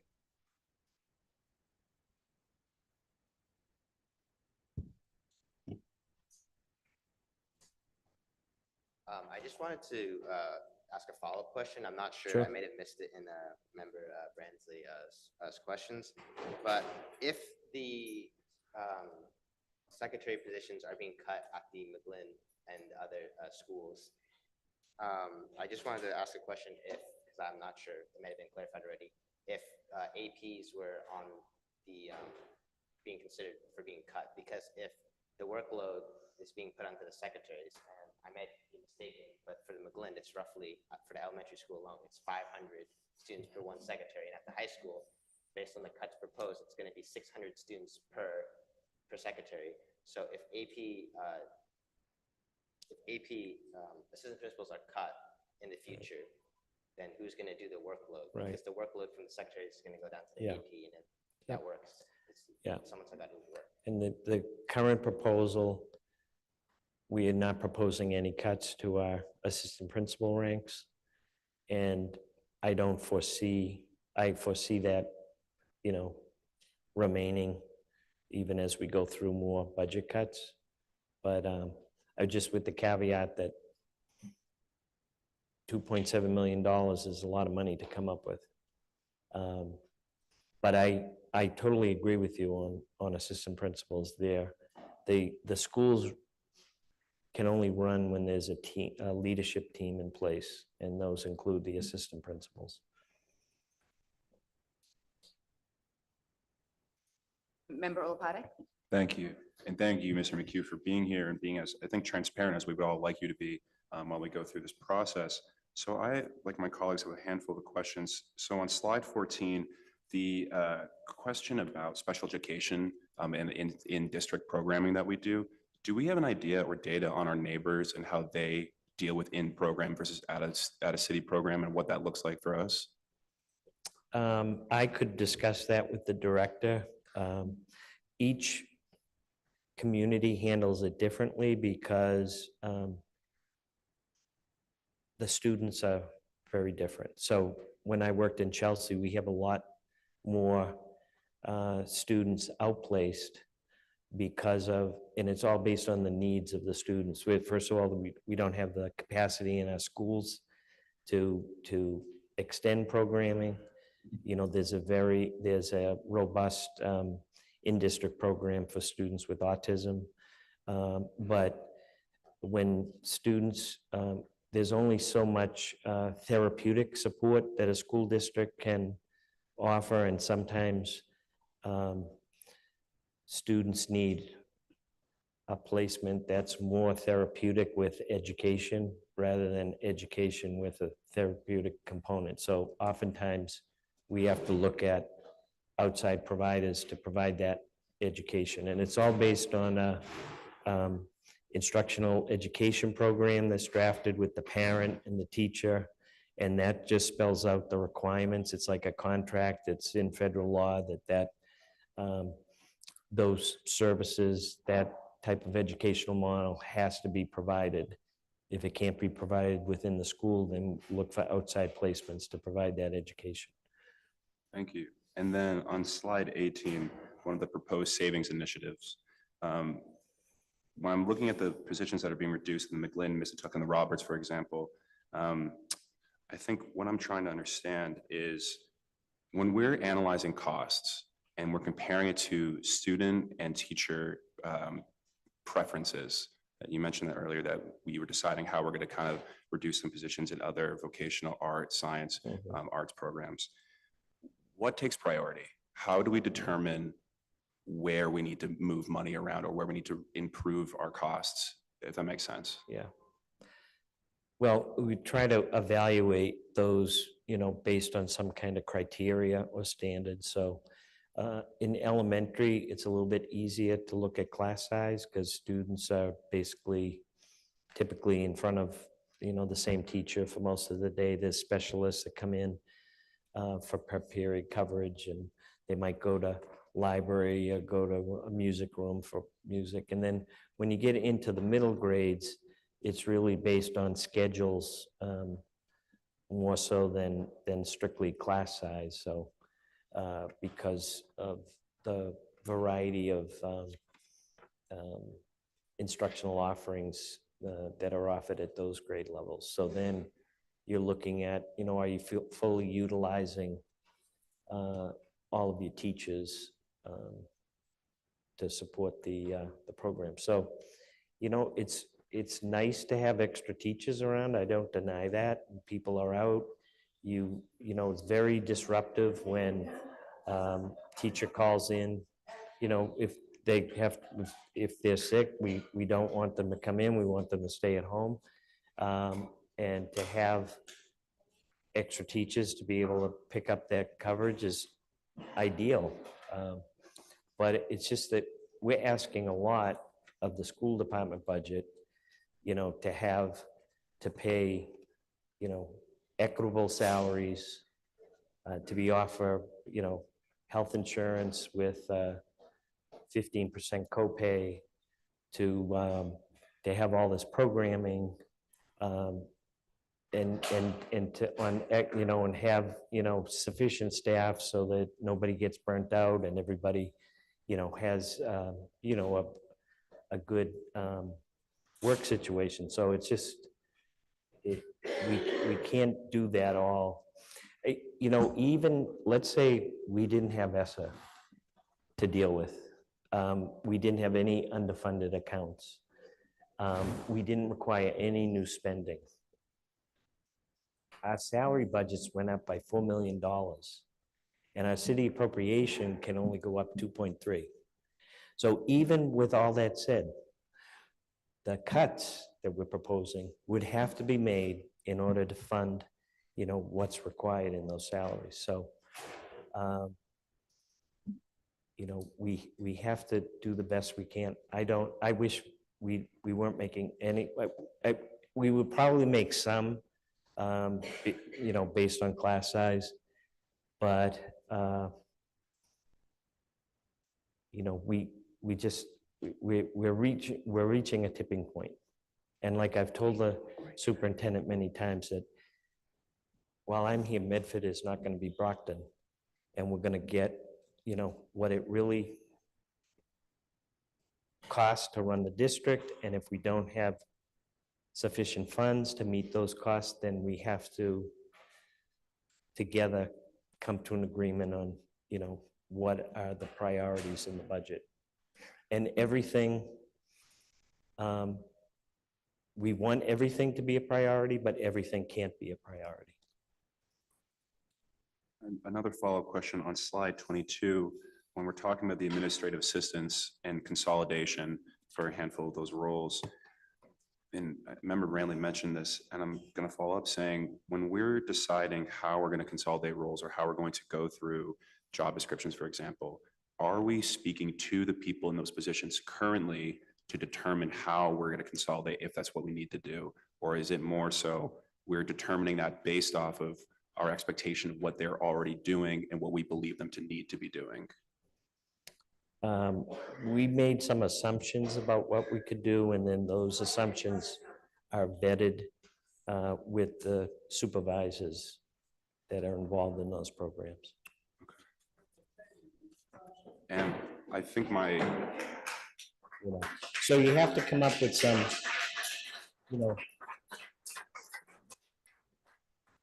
when you're developing the budget and you don't have enough money and you have to start thinking about how do we reprioritize our budget, you have to generate as many ideas as you can. And then you have to go out and test those ideas to see if they're workable. And, we could have made a mistake with a few of these, and if we did, and we go forward with it, and we find out that what we had planned to do is not working out, then we will attempt to correct that. I think my final comment would be to the end. I think that the voices of our educators here in the district are central in deciding these big decisions that we have. And I think that it's not that that's not happening. It's not happening enough. I think that we have an opportunity here to have a real conversation with each individual that's willing to speak with us as soon as possible, realistically, to decide how we're going to find the money that we need and how we're going to consolidate positions if that's what we need to do. I don't think anyone in here wants to do that, obviously. That being said, if we're not talking to them before making assumptions, or we can do it at the same time, let's say, I think if we're not doing that, we're starting off wrong, and we're not opening up the conversation, I think, properly. So I would implore you and the rest of your team, and I think the central administration, to do that going forward, so that when we have the final conversation about the budget and we vote, both as a city council and a school committee, that we feel as though we've actually been informed from the people that are going to be filling up these roles and consolidate into them potentially. Yeah.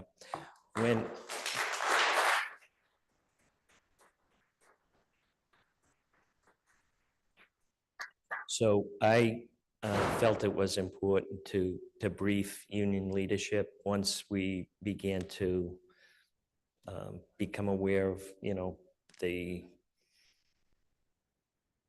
kind of significant budget problem that we're having. So I was happy to do that. I wanted to include them in kind of our thinking. And then, of course, we do have a requirement to meet with all the unions that are affected and kind of work out collaboratively on how we're going to implement any cuts that are part of the FY25 budget. Thank you for that. And I believe the work that you've been doing, and I believe that you'll continue to do that. And I want to say thank you for this, because this has been incredibly informative. Thank you. Member Rousseau? Thank you. Thank you. Thank you for the best presentation I think I've had in 7 years. The worst one at the same time, of course, but Yeah.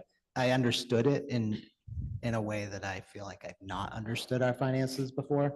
Okay, good. That's just one of my goals. I wish it was a presentation about wonderful things and it was just as clear, but that's not what we got tonight. Last year at this time, I was on a little bit of a rant about how every single year, on page 8, you have this correction to all of our fake spending. So in every budget that I've been through, we would say that homeless transportation was 100,000, even though it was 500, 600,000 the year before, because we had to get to the number. So we would put a number in the budget that was completely a lie, and everybody knew it. And last year I ranted because we had what did we spend in the previous year? What were we actually budgeting? And it was like no other thing I've ever seen. Like, to see us spending 1.1 million and then budgeting 250,000.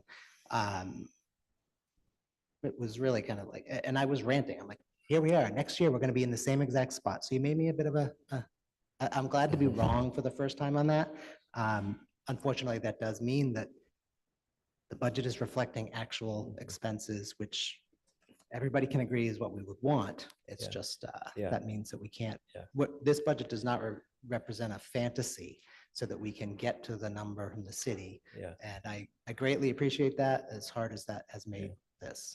You just reminded me of another aspect of with the salary increases. So some of those contracts that were settled in this fiscal year went back to fiscal year 22. So the first year of the new contract was fiscal year 22, which meant that in the budget for 24, the salaries were based on fiscal year 21 salaries. So the salary increase is a little outsized what it would typically be, because those budgets, not only have we've met our obligations this year, what we owed employees, but we then have to adjust budgets from 21 to 25 in one fiscal year. So there were a couple of unions that had that amount of retroactivity. And we still have the custodial contract to settle, which would be Which is similar. 2021 Yep. through 2024, Yeah. and additional for the next coming year. So whatever that comes But to. we've accounted for That's that in here. in this budget. Right. Yeah. And I think there's a couple of things I just want to say about budgeting that not everybody will necessarily know, is that, well, obviously the most important thing is we must have a balanced budget by law. There's no option to have a penny of additional spending outside of an identified revenue source. But there's this other thing, when we're talking about this undistributed salaries, because we're in the middle of negotiations, if we set aside $600,000 for what may be the cost to settle a contract, and then we don't have it settled before the end of the fiscal year, that all that money just flows right back to the city. And then the following year, the smart accounting would be whatever you think you need for this year, plus the 600,000, because you're going to Right. still need that. Right. And we've had years where we would have $1.5 million set aside for contracts.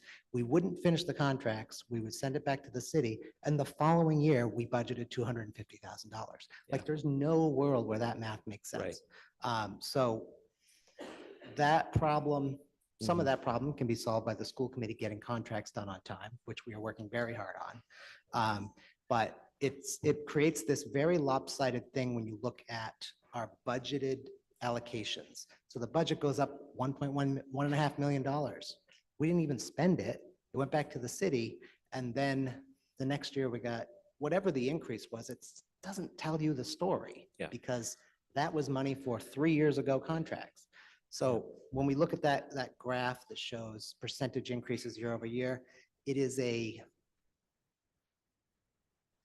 it's not that it's not important, but it does not mean really what it says it means. And even if we were to do one of actual expenses year over year, well, in this year, if we paid 3 years of contracts, Right. that's this year's expense. So it looks like we spent way more. Yeah. But it's really settling contracts from years ago. So Yeah. all those numbers are Yeah. very, very funny, frankly. Yeah, I have to give a note of thanks to the city finance director. A couple of months ago, we did have unspent balances in our FY '23 budget. And I was able to work something out with him where some of the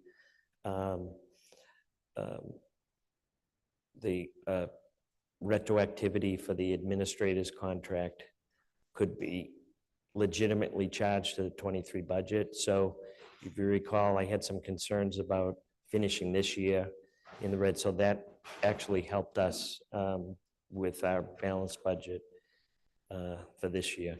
I wish we could keep it open for as many years as we have Yeah, outstanding yeah. contracts. Yeah. I'm going to just go through my list. Thank you for my colleagues who've have asked some of the questions already. In the enrollment trends, how many of the, I'm slightly confused on the kindergarten situation. So this year we had to add some kindergarten classes because we had some, Mhm. like literally August and September, like, I don't want to say onslaught, that sounds terrible, but like an awful lot more registrants than we expected. And so we added those kindergarten teachers. Now, we are not expecting that number to go down in the fall. Are we not including those kindergarten teachers in this budget? And then we're just gonna, over the summer, as a registration makes it too much for the current, for the kept kindergarten teachers, we're just gonna go hire new kindergarten teachers? That's the plan? With the staff that we're funding in the budget, if the enrollment projections hold, then we'll have sufficient number of kindergarten teachers. Okay, thank you. If the enrollment growth exceeds that, then we're gonna have to look, we may have to add one or more teachers to that kindergarten. Great, thank you. I was just slightly confused on how that was working. On page 13, we have 4 literacy coaches. We are not continuing. They were actually vacant. My question is, so do we have any literacy coaches at all? Unfortunately, no. We have 0 literacy coaches as we have focused on literacy for 5 straight years. Oh, I see the assistant superintendent saying we actually have 1.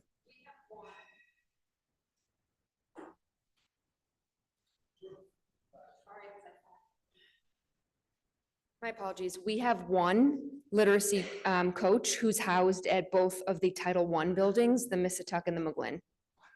Okay, thank you very much. And just for clarification, so it's part of the Title I budget. Okay. Her great. salary So is it's paid not out of in the our Title I budget. budget, Great. correct? Thank you. On page 14, Member Olapade had brought up, I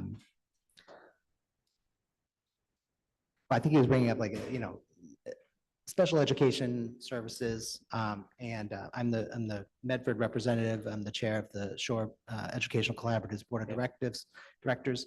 And, and actually it's like, it feels like it's actually just the Chelsea Special Ed Department because it's like, I don't know, 2/3 or maybe even 3/4 of all of the Shore students are actually from Chelsea.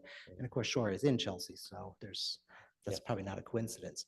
But, when we're in our Shore meetings, we have talked about how districts come to Shore seeking assistance.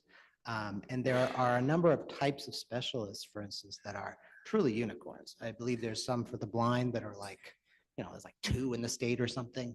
And so when we think about in-district services versus out-of-district services, cost is always an issue, but sometimes cost is not the issue at all. And I know Shore just hired somebody, and I forget her title, but she does something that like all the districts around are very excited because they need those services for a student. So like, it would make no sense to hire this person full-time to serve 1 student. Exactly. And there are very few of them. So we will be getting that service from Shore and they will employ that person. So Right. it's very complicated. Like I believe Chelsea also has space constraints for their Yeah. special ed students. So, there's a lot of reasons to do things in district, a lot of reasons to do things out of district, and certainly the least restrictive environment is important, but a least restrictive environment for which you can't actually provide the services, well, that's, I don't know what to say about that, but if you literally cannot hire a person to do the services that are necessary for a student to progress, then, that's sort of a tough spot to be in, Yeah. so. And collaboratives are different than out-of-district placements. Collaboratives are viewed as, part of the school community.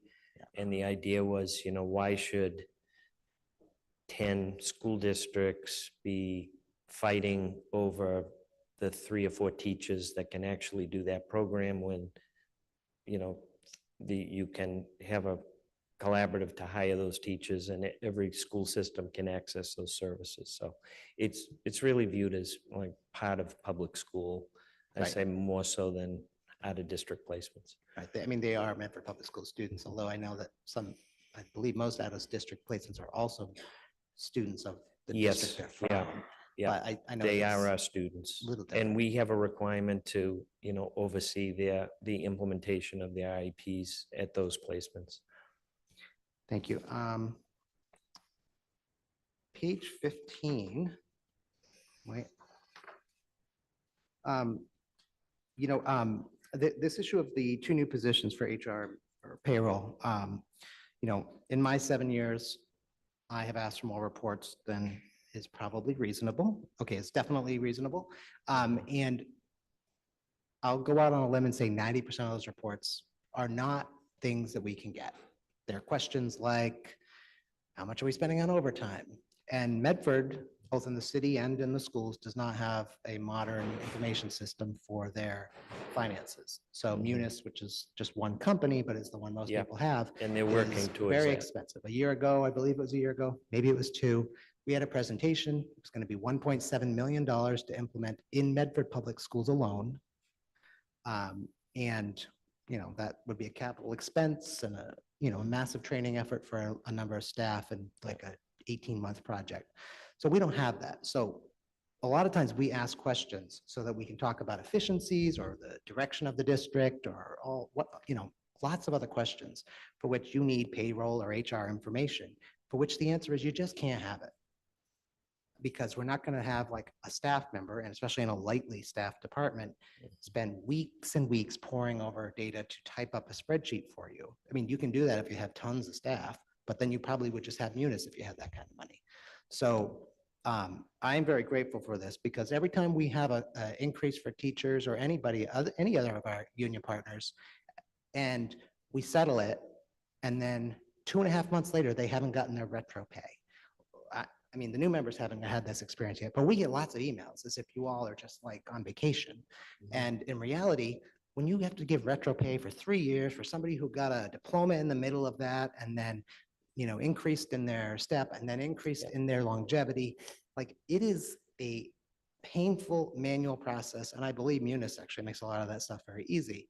And adding these two people for $150,000 is, I'd rather take these people and get Munis, but I don't see us coming up with an additional $1.7 million anytime soon. So I want to get questions answered that we as a school committee really need. One of the reports that I've harped on now for 6 years, I think, is a hires and terminations report, which my understanding from when I go to the shore, all the other members of the board are from different districts in the area. No other Medford folks. So I get to hear how things operate everywhere, which is fascinating and wonderful and really upsetting at the same time. They all get a hires and terminations report, some of them monthly, some of them quarterly. Shore gets it every single meeting. And it says, what are the open positions? Who left the district and why? Not like gory details, but like resigned, medical or retired. Who did we hire? A really important report for school committees. And for Medford to do that, it is not a report that you can do because our payroll system is separate from our HR system. Somebody would have to literally sit down and spend countless hours just to give us this report, and countless may not be the right number. If you go on our website, there's a staff directory. Do a search for somebody hired in the last few months. They're not there. Do a search for somebody who left last year. They're still there. Why? Because that in every other district is fed by the HR system or the payroll, whatever, or Munis. In Medford, somebody has to have it on their to-do list in the HR, the payroll group, to go in, run a report, probably make it look pretty, send it over to Lisa at, in the web design team, who will then like have some students work. I mean, it's like weeks of work for something that should just be automatic. So I very much support these positions, even though I understand that there's a cost and there's an opportunity there that we're, there's a loss because we're including these. HR also does all of the certification, teacher certification stuff. We used to have a deputy superintendent that did that, which, from a financial perspective is probably not the most fiscally responsible person to be doing that. But Yeah. now we have HR doing all that. And it's like, we're not talking about an HR department, like, 12 people. I tried to look it up and my vague memory is that payroll alone in Malden Public Schools, which isn't that much bigger than us, was 4 staffers. You're right. And so to say we're lean is really an understatement. And when we can't get the job done, and, I'm not going to put words in your mouth, Jerry, but let's be honest, when there's not enough staff to get the work done, it doesn't get done in a timely manner, which I'll save that comment for later. So I definitely support that addition. And I actually believe this is the 3rd year in a row where we've been like, let's add them then, because we hear the problems. Somerville's technology budget is $5.4 million. So we're talking about going from 30 to 100,000. So Somerville has 500 more kids than us. Yeah. So it's really staggering, frankly, Yeah. to think of a school district with, what is that, 10-fold, more than 10-fold, 45-fold what we have. Yeah. For a small fraction more. It's not really anything to discuss. We know we need to bring that number up, but we don't need to bring that number up $100,000 a year, because by then by the time we have a reasonable budget, Somerville's technology budget will be $1 billion. I mean, we'll never get there. So that's an investment I really think we have to Yeah. put it on the list. I mean, that's the Yeah. problem. When there's not enough money, it's put it on Yes. the list, and then you sort the list. Yeah. And then these are the things that will never make the list, never make the actual funding. What I'd like to see is like us, the school department coming up with a strategic plan just for technology, how it's led. I mean, there's 2 separate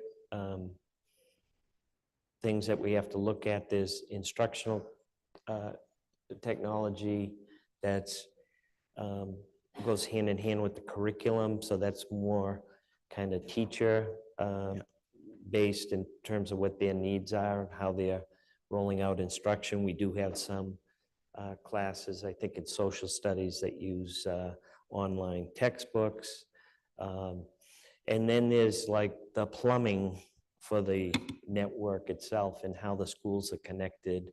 And, there's all kinds of opportunities if you had a robust network connecting all the schools. And then, of course, you have to have a Plan B network in case something, what are the odds of a truck knocking out, utility pole and like taking down communication. So you have to have redundancies built in. But there's, ways to kind of manage your facilities if they were all connected, to kind of keep our energy costs in check. So there's just a lot to take advantage of. And right now, it's the way we handle our building repairs. It's a break-fix model. You just let things go until they break, and then if you don't have to deal with it right away, don't deal with it. But if you have to deal with it right away, even if you have no money, it's got to be done. So, trying to be more preventive, eliminate downtime to the best we can. And we have, students are taking tests online, MCAS and other AP. PSATs, AP. So you have to be paying attention to the bandwidth that you have to get to these sites in order to take the test. So it's not a luxury anymore. It's just integral. It's a mission critical part of running a school now. Thank you. Yeah, I certainly agree it's mission critical. This is my 7th year, and I still can't use the internet when I go to Medford High. And I've sort of wore myself hoarse trying to actually get that to happen. And You know, I have a computer science degree and I feel like anybody says that's not possible, like, I just can't. Yeah. It's like, it's possible. I mean, so, is it possible for free? The answer is obviously no. Right. So, you know, I did look at the number of nurses and, I'm changing gears a little here. Somerville has actually about 800 more students than us. This is a year ago. They do have 17 nurses and we're going to be down to 11. I do think, I am concerned about that. You know, the guidance counselor ratios or whatever it was, you know, that the National Association of Guidance Counselors, we were better than that number. But I always wonder about how those numbers are created. Are they like surveying the whole country, finding the average and saying, hey, that's the right number? Because you have states where there's 10,000 kids per guidance counselor or something, like not maybe 10,000, but some Right. many thousands of kids for one guidance counselor. Yeah. And same for nurses, frankly. So that's sort of like, that's interesting information, but is that the right number is Yeah. sort of, I think, the question I think other people have sort of said as well, is like, what is the right number, you know? Yeah. And, you know, when I talk to like just people in the community about the budget and how it's the most insane system ever invented was public school budgeting, because we have to have our budget done before the state tells us even how much you're going to get. Can you imagine setting your budget before knowing what you actually have for income? And the feds, they're always a year and a half late or whatever. But we also have the, you know, I don't think there's any other scenario where students can just show up. This is my big thing about calling charter schools public schools. If that's true, then anybody can just show up and enroll their kids, and that's not true. But tomorrow morning, 15 kids could show up, and we will educate them. Maybe not tomorrow morning, maybe the day after. And it doesn't matter what our budget was. And one of those students could require significant medical care. Mhm. And it doesn't matter if that's $50,000 a month or even more. And I believe the number I heard was the highest was there was a student who was running us $400,000 a year. Like that's, I mean, we still should be doing it. That's what we Right. have to do. However, when that student shows up in January and we set our budget in May of the previous year and we didn't have enough money then, we still have to figure it out. And Right. so this has nothing to do with the students at all Right. here.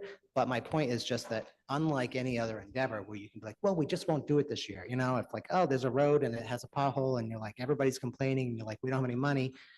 You wait for the next year and then you do it. And that's literally not an option for schools. We will always do it. And Yeah. you know, if those students that show up mean that we have to increase the number of classrooms here or there, and it makes it so that we don't have enough resource, then we will actually cut somewhere else, because negative isn't an option. Because as you pointed out, you don't want to be Brockton, and I don't know if everybody knows what's going on in Brockton, but they had a $22 million deficit in the current year. Yep. And to be clear, that means that unless their city just rides in with a check, people are losing their jobs mid-teaching a class. Like, goodbye, tomorrow you don't have a job, and we'll figure out what to do with the students, stick them in study halls. I mean, I don't know what's really going on in their Yeah. schools, but you don't cut $22 million in the middle of a school year without it being a bloodbath, frankly. That's probably Correct. what it is.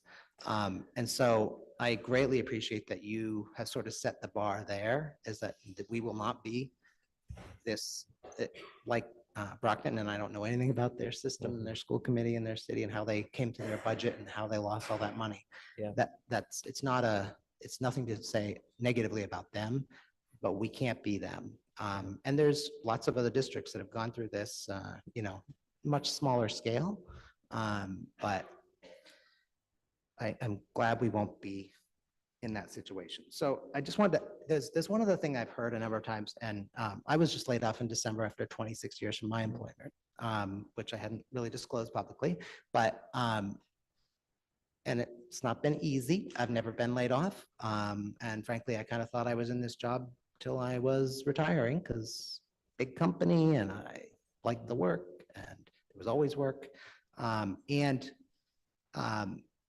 There's this amusing thing that happens in layoffs in private companies, and I sort of hear it happening here. is what are we gonna do with the work? What are we gonna do with the work? And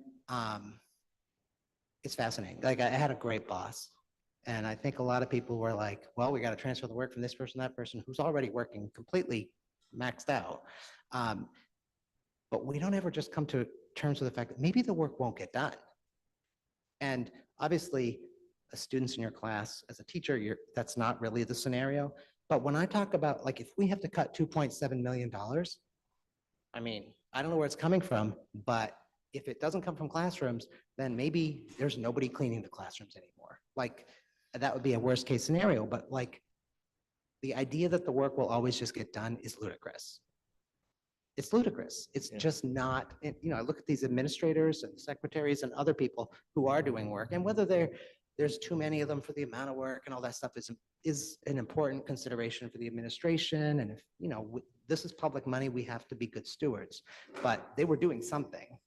And, all those administrators, their work, will it actually get done, or will we simply put it on their plate and then that plate will just grow? Like some of those folks already were doing more than one job. And in particular, I've been on the HECAT, the Health Education Curriculum, whatever the AT stands for the last year or two. I can't remember how long we've been doing that. And we finished the analysis, and I feel like we're ready to start talking about picking one and implementing one.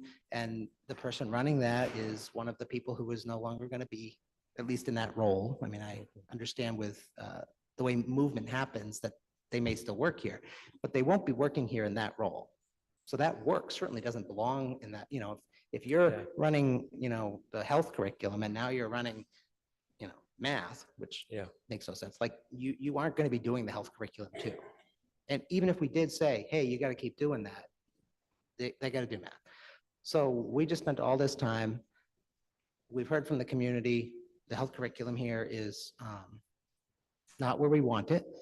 And now I feel like, is it just hope and a prayer until maybe someday we have enough money to actually implement a health curriculum that our students will have some clue what's going on before they're adults. I'm just deeply worried about that because we did just invest so much time. And I just don't see how it happens without the staff. I seem like I'm talking and not asking a lot of questions, but I do think it's important and I know that like we have regulatory requirements. Like, so we do have to say, oh, the work is going over here. But we also have to just be a little more honest about it actually isn't going to get done though, because there's just so much time in a day. And it's just not going to get done. And I do wish we were more able, without getting the regulators on our back, to say, here's the pile of work, we put it over there, and let's identify all the work that will not get done. Because then that's kind of a story to tell the community when we say we need more money with an override or something. And they're like, you have now half the administrators and you're getting it all done. Why would you need more money? That's insane. If you can get it done with half the people, why would we give you twice as much money? And we just tell that story. And instead of saying, no, there will be nobody doing this work. And here it is on the pile of things that we might do if the city was to have an override and it was to pass. But we don't do that. And I think that's a missed opportunity to be honest and transparent. We talk about transparency sort of endlessly. Everybody has their own definition of transparency that, by the way, this is the most transparent presentation I've ever seen. But transparency does mean different things to different people. So I think of transparency, especially around this job consolidation, as we're not doing the work. Instead of saying this administrator is picking up 2 other administrators' jobs, and they're going to get it done. I'm just not able to buy that. And so this presentation to me represents a disaster. I think the 2.7 additional $1 million in cuts represents a catastrophe, although I didn't use a dictionary to know the exact differences. But if we have to make the additional 2.7 million in cuts, I'm saying it out loud because, again, for transparency purposes, there are limits. We can't have too many kids in a classroom. We have a teacher's contract. maximum size class. We're not going to be one of these districts with 40 kids sitting on, on heaters around the building. That's never going to be Medford, at least with our current teacher's contract, and hopefully just never. Yeah, So if we're not doing that, and we can't, we have minimum manning for the custodial, which is reasonable. At some point, we have to start looking at programs. And nobody wants to say it out loud, but if anybody thinks we're getting rid of math or science or English or history, you need your heads examined. That's not happening. What's happening is the arts, the sports, those are going, and those are not 2.7 million probably altogether. So we need more money, and I hope to never have to vote on another 2.7 million cut.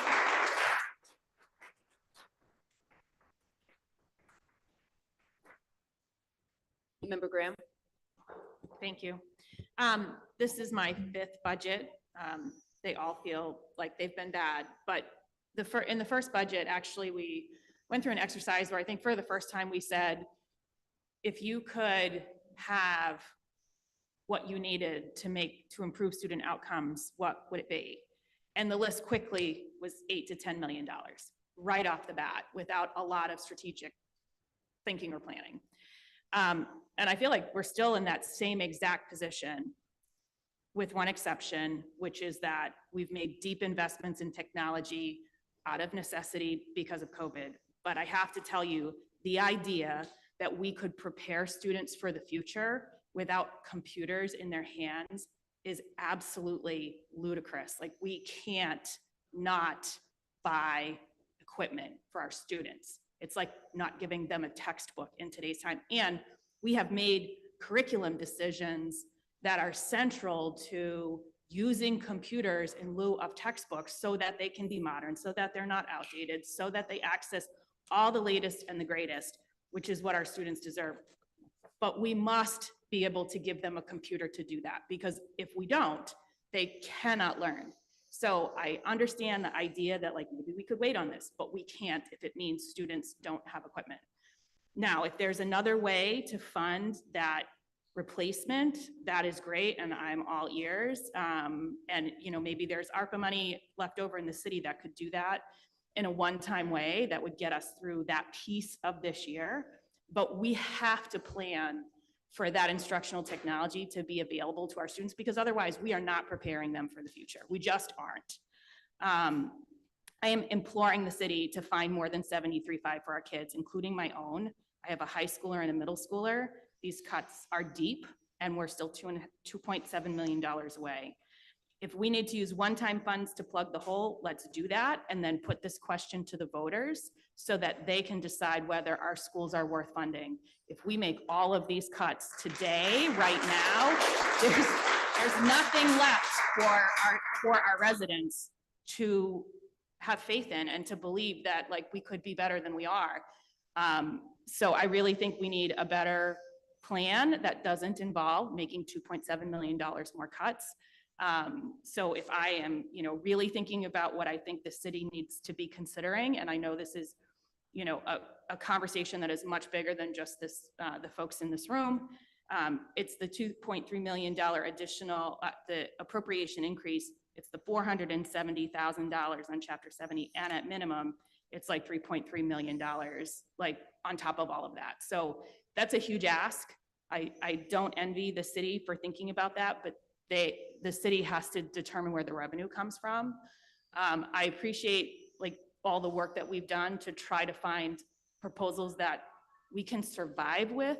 Another 2.7 is not survivable at that point. So I don't want to see all the hard work that we've done together, educators, administrators, support staff, school committee. We've made huge investments in this district, really strategically for as long as I've been here. We've bought new curriculum where the curricula didn't serve us. We have invested in mental health workers, which are needed by our students. We are trying to make all of these forward steps, and there's no more forward steps if we're gonna cut $4.5 million out of the budget, $5 million, whatever it is.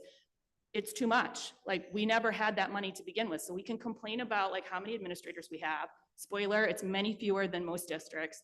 We can complain about how much technology costs. Spoiler, it's much less than most districts. We don't spend money on maintenance. You all see it every day. We are underfunded. There's no two ways about it. Student Opportunity Act is not going to save us. It never was supposed to save a city like Medford. We need a different plan to fund our schools than we have been successful in finding in my 4 years here. So I don't know exactly how we do that. I will be the first person knocking on your door when we do finally, for the first time in history, put an override to the voters to tell you about all the amazing things we can't do anymore because we don't have the money. I will ask you all to join me, but we have to do something different. And blowing up the schools at the beginning of FY25 is not the answer. Thank you.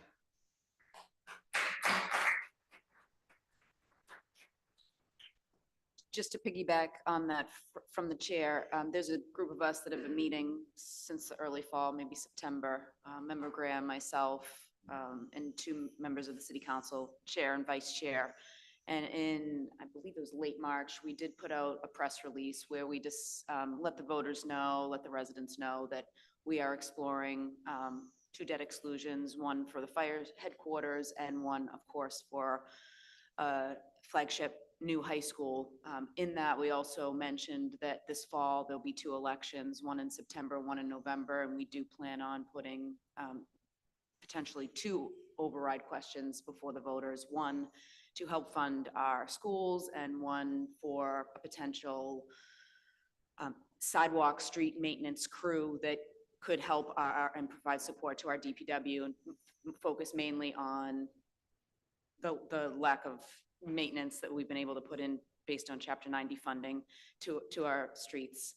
So that it has been discussed. It's not been discussed as a full committee, obviously, because we have open meeting law rules that we have to follow, but it is something that we are putting forward. I don't know if that will be September or November. Our next task force meeting is Friday, I believe, but obviously that is the position we are in. We used one-time funding for the budget for the last 4 years because of the pandemic, because of the lost revenues.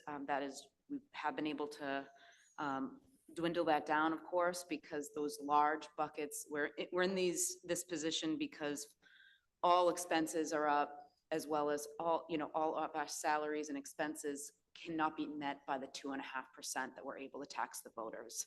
It's just too much. And compiling that with these one-time funds that we've used, whether it be on the school side, I think about $1.5 million to $2 million. And then on the city side, luckily, we've been able to find a few grants. The Bar Foundation's one that's going to be able to absorb some of the positions we have, but we're also doing some hard work. I think tonight is where I really realized where the gap was, because obviously you haven't called each of us and explained fully, other than when we've been in executive session or meetings or school committee meetings. So my next several days will be trying to talk to my finance director and working through the city side budget to make the necessary cuts to be able to provide more to the schools. At first, I thought that was about $500,000. And come this weekend and tonight, I'm realizing it's much more. And that's including with some significant cuts that we all feel pretty upset about. I mean, I don't think there's a person behind this rail that either doesn't have a headache or a stomach ache, because this is real lives. This is our students. This is real. And it's not a fun position to be in whatsoever. And as I talk to mayors across the state, and I've talked to many, it seems like everybody is in this position because of these large buckets of one-time funding. And people are doing overrides or having major cuts. I think we're trying to we're trying to figure it out before we put a question for the residents. And I do think that will pass. I think that's a balancing act, because we need to make sure we get a debt exclusion for potentially several $100 million approved for a new high school. But it's the hard work that we have to do, and it's a tough week that I have ahead on the city side to try to figure this out. So that's where I am. I didn't know much. This is obviously the first time this presentation was before us, so there's a lot of things that I didn't even know until tonight, and I appreciate the presentation. I know there's a number of people that would like to speak. We have a number of people online. We have a number of people here. There's a lot more work we have to do. This is very early. We gave the schools the numbers before the local receipts were in, before we had estimates. Hopefully we can budge there. City councils do a budget May 31st if they get all their budget meetings in. So it's early in the process. It's not a fun place to be in. I think we all have said that. So I just hoping we can get to public comment after the school committee rests to hear from. Yep, so I'm encouraged by the long-term prospects. I want us to not be in this situation next year or any year after. And then as we open this up to public comment, this is what not just underfunded, but deprioritized education looks like to be in this situation. And so this year is terrible. We are in a position where we're not going to find good solutions. We're going to find the least bad solutions. So please work with us to help us figure out what we can do to not cause irreparable damage. Thank you. Thank you, Mr. McHugh. We have a lot of people on, so I think our rules say 3 minutes, one time each. Please make a line and we want to hear from you.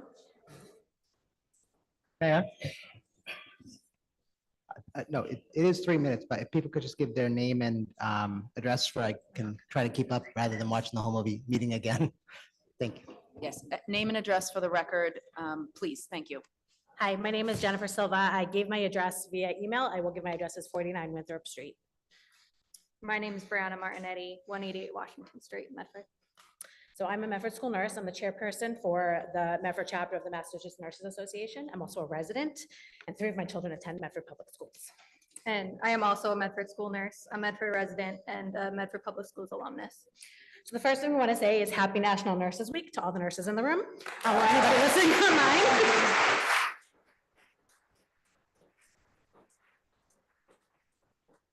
Thank you so much for everything you do every day. I really wanted to jump in and talk a lot about what we do, but I think I just want to jump into the meat of it right now. So really a proposed budget cut of 4 nursing positions. That's 25% of our current nursing workforce. So we are being disproportionately taken cuts on versus anything else that's happening in the district right now. That leaves us with 11.6 nursing positions. That's a level of staffing that we haven't seen since the 2016-2017 school year. Nursing staffing increased prior to the COVID-19 pandemic, and our healthcare needs, our physical, emotional, social needs have only increased post-pandemic.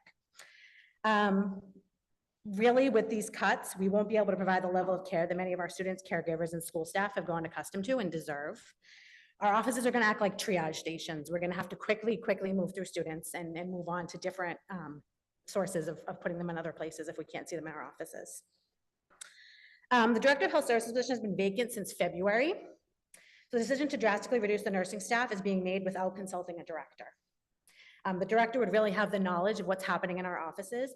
I know there was a question about minimum nursing staffing. So DPH actually doesn't have any minimum staffing guidelines. And what the National Association of School Nurses says, which is our professional organization, is that appropriate staffing is necessary in order to provide safe care and is accomplished through understanding and considering the complexities of the role of the nurse and the care that is provided. Using a ratio of nurse to student alone is not evidence-based or appropriate. So determining nursing staffing without input of those who understand student acuity is inherently unsafe, especially for our most vulnerable students, and we can't go just this nurse to this many students. So just for some numbers, because I know we all love data, right? So this year, as of the beginning of this month, we have had 45,000 student visits to our health offices. We've also seen 350 staff in our offices. We manage specialized healthcare for approximately 1,800 students. We've administered 6,957 medications so far this school year. We've contacted parents via telephone, email, or talking points, which is a godsend, to 10,194 separate occasions. We've had to contact parents about different healthcare needs. We've spoken with 216 physicians or other healthcare providers to coordinate care for our students. We've been to 181 meetings, whether that's 504 IEP meetings. And we've also had 911 calls. We've had 14 medical emergencies, bona fide medical emergencies that nurses have called 911 for. So with that, making cuts to the nursing department will have a profound impact on students. It will lead to decreased time on learning with fewer new nursing staff Right now, the average time out of class for our students is 7.4 minutes. And with fewer nurses in the office, that will inadvertently keep students out of the classroom longer since we're tending to one student and have 5 other students waiting if we're alone.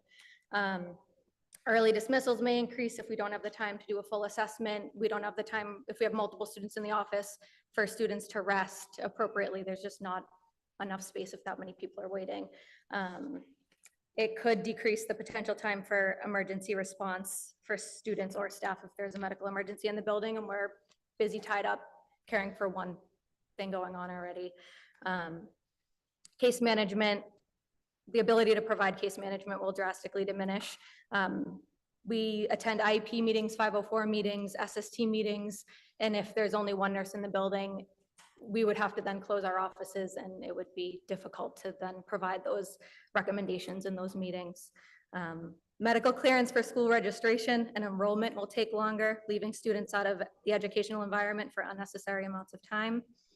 And the potential for medication errors is greater with fewer nurses in the office, as it's easily distractible when there are multiple people entering the office and you're the only person in there. Mandated screenings will take longer, specifically leaving our most vulnerable students at risk who don't have health insurance or have lack of reliable health care. Children who do not know to report that their vision is impaired, especially if they've never seen clearly, are left at risk. And we won't have enough bandwidth to follow up with parents on referrals that have been sent out, making sure that we get them back and making sure that students have been seen.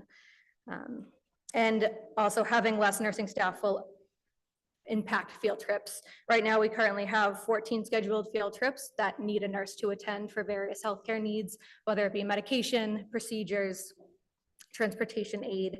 There are medications that we cannot administer to school staff. It needs to be provided by a nurse, so a nurse would have to attend, and if there's only one nurse in the building, then those, either a substitute will need to be hired or those field trips will have to be canceled. So significant reduction in qualified school nursing staff could affect our ability to obtain the Massachusetts Controlled Substances Registration. That is how we are able to delegate medications and EpiPens to school staff. Without that, nurses would be responsible for administering every single medication. So John talked about carrying his EpiPen. That would no longer be possible. Nurses would have to administer every single med in the school setting and go to every single field trip. Finding substitute nurses is very difficult in school nursing.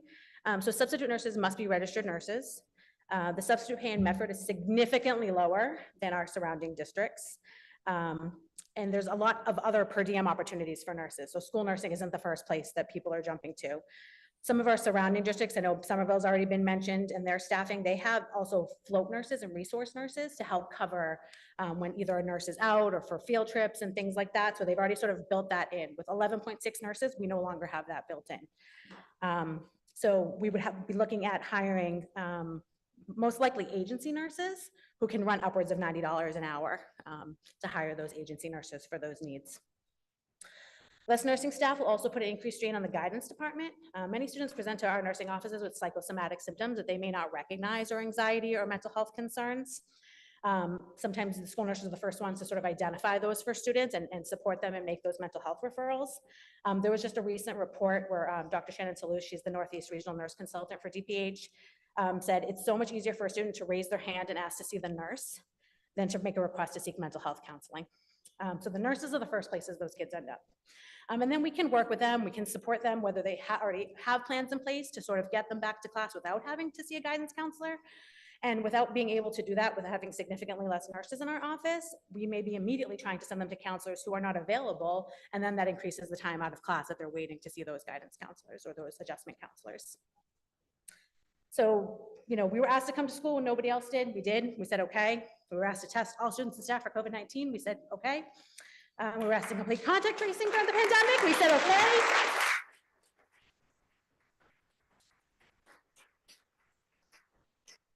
We were asked to track immunization compliance for staff, and we said, okay. So now we really ask that you support our students by maintaining safe nursing staffing levels to allow school nurses to appropriately care for all students. Thank you. Thank you.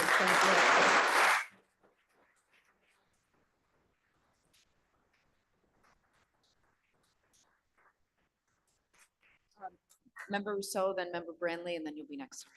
I don't know if everybody in line is all the people that want to talk, but I do, the 3 minutes is not meant to cut anybody off, but nobody wants to be speaking at midnight. So if we can try, I wish we had a timer like you see in the State House, and I really, just not to scream at you when your time's up, but so you know, because when I'm the talker, I go on and on.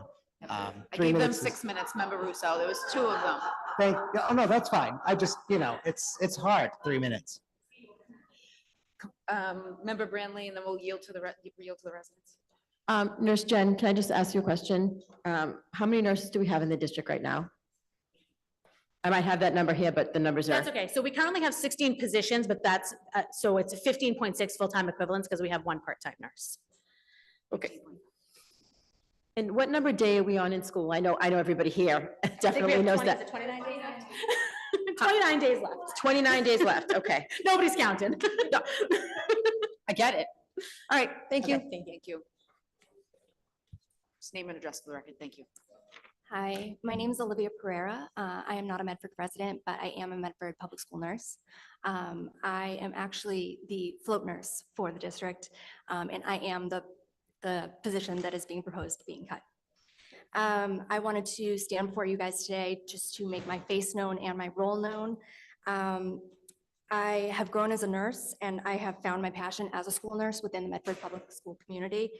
I like to believe that I've proven myself a valuable asset to this community and to the health services department. I am the only staff member that speaks 3 languages, and I have built an interpersonal connection with families, staff, and students that no Google Translate nor Pocket Talk can account for. I have provided coverage during maternity leaves in the absence of a full-time nursing position for nearly 5 months, and on spur of the moment sick calls. I also receive phone calls on a regular basis from other nursing buildings to assist to translate in sensitive matters. I have been pulled by teaching staff on multiple occasions to help translate for families for IEP meetings, 504 meetings, when our district translator is unavailable. I wanted to stand before you today, despite feeling as though I'm cast aside, to advocate for my colleagues. I wanted to share my distaste for what is happening to them and to the health services department. As they have all worked tirelessly to ensure a safe and welcoming environment, having seen over 45,000 students to date, and maintaining health status to ensure students can resume learning. Eliminating additional positions not only places our staff with a shortage, but it increases student wait times for the nursing office, places stress on teaching staff to triage within their classrooms. And it will severely limit and delay the availability and opportunities of students to have extracurricular activities that are pre-screened by our health department. This may include field trips, registration for school, and sports registrations. I caution whomever has received my email or heard me speak today to consider the increasing social emotional needs of our students who are unable to distinguish between physical and psychological needs. Our school district and community will not continue to thrive with a nursing shortage, and the increase in burnout is a very real possibility. I urge you to recognize our hard work and the dedication of my colleagues, and to take these above-mentioned factors into consideration when making the budget for the upcoming year. Thank you.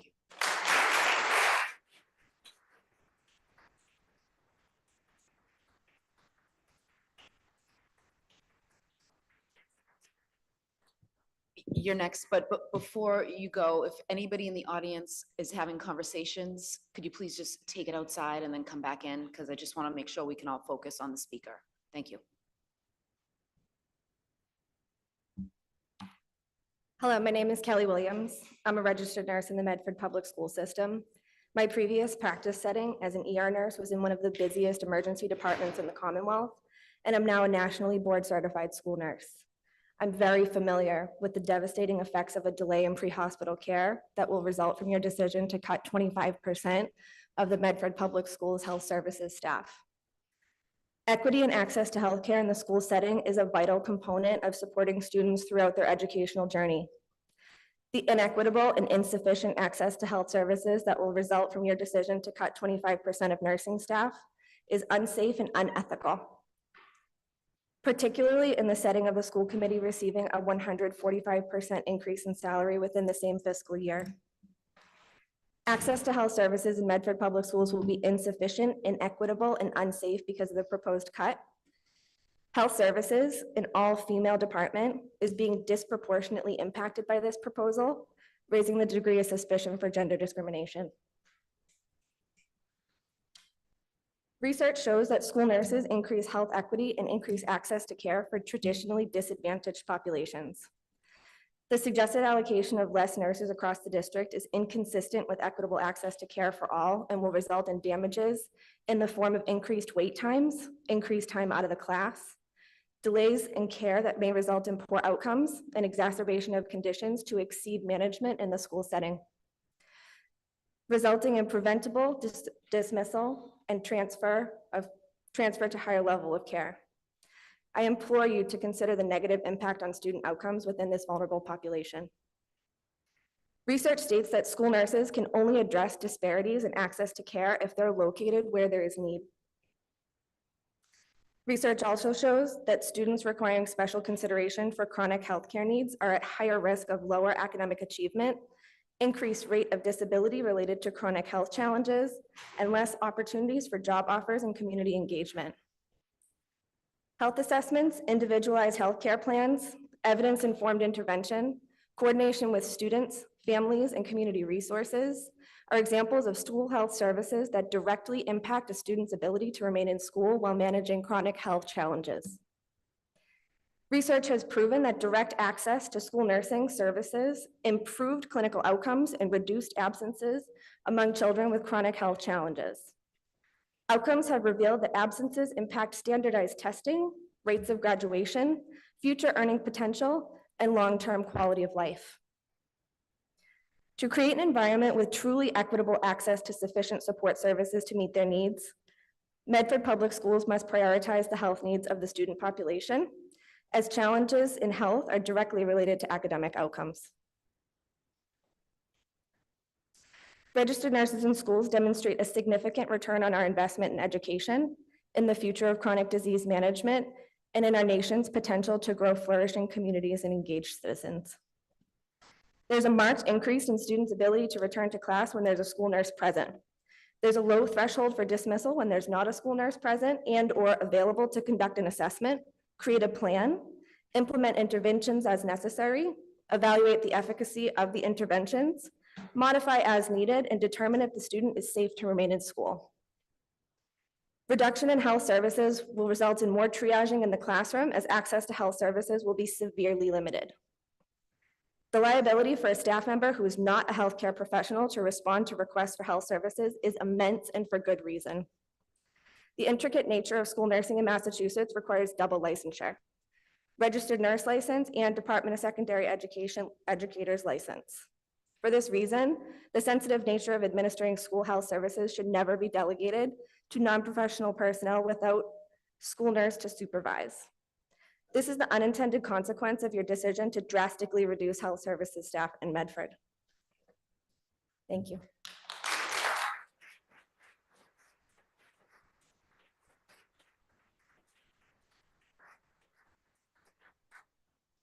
Names and address for the record. James Casey, 835 Fellsway West.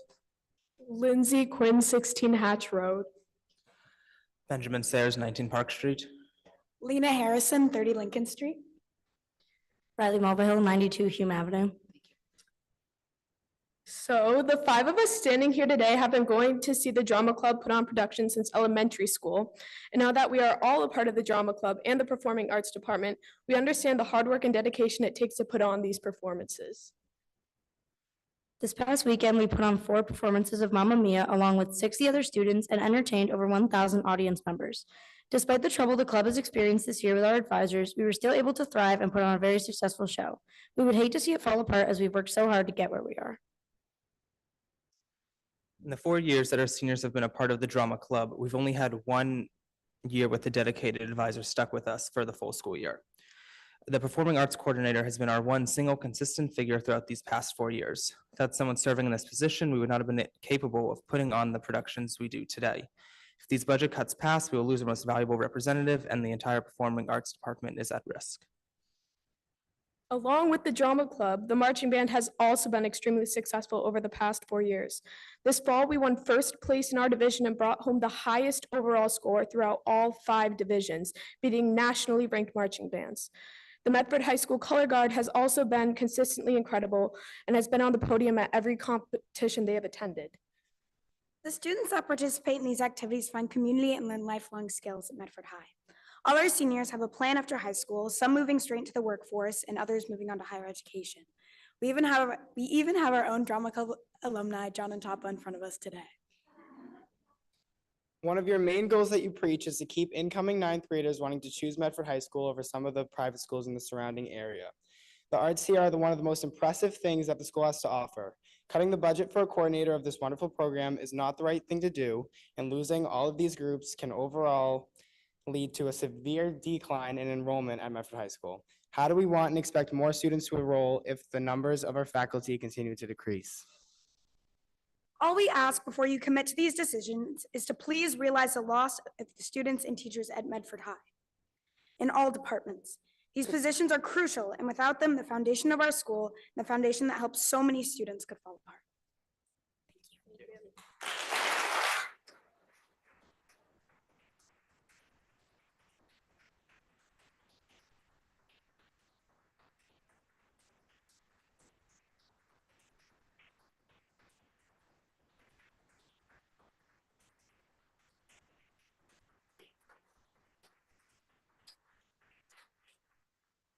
Thank you, students.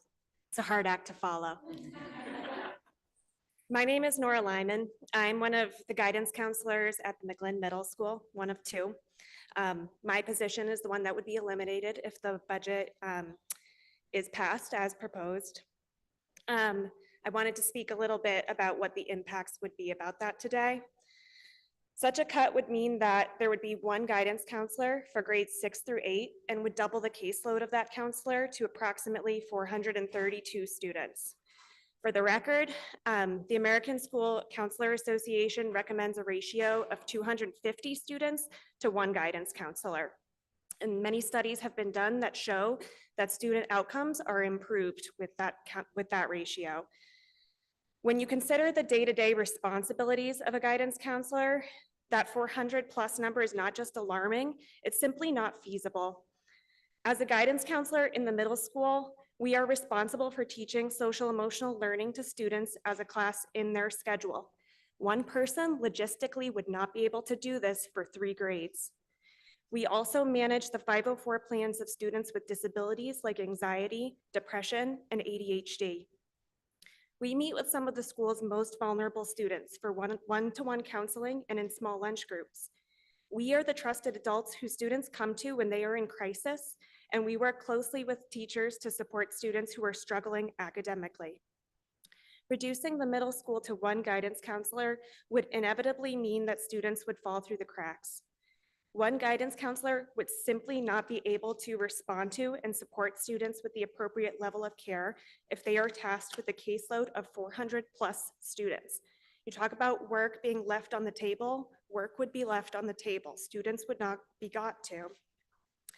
I chose to work in Medford because I was told that this was a district that valued and prioritized the social emotional well-being of its students.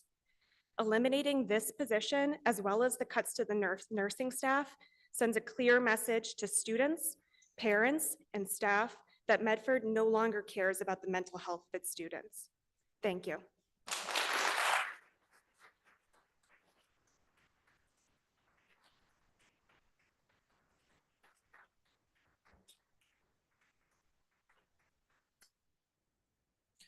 That was good.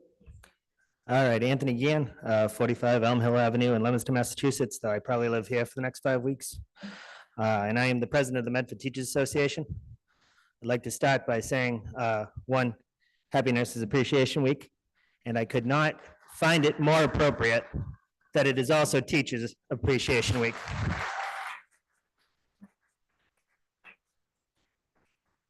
Having been raised by a nurse and then having worked a good amount of my adult life to become a teacher, I can't think of another profession I'd rather be tied to than nurses. Y'all are the lifeblood of this entire society.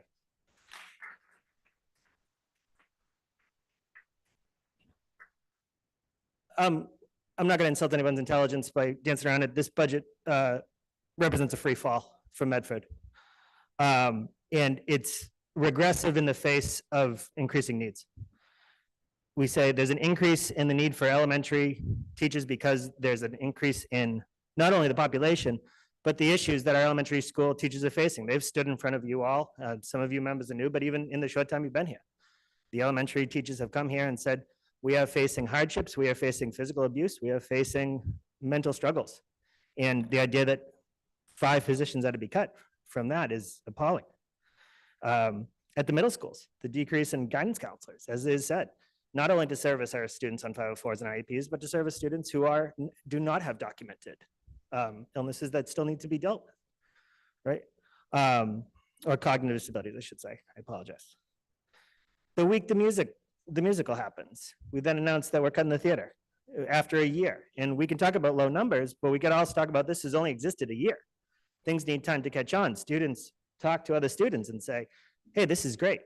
You got to do this. You're doing the musical, you should do this.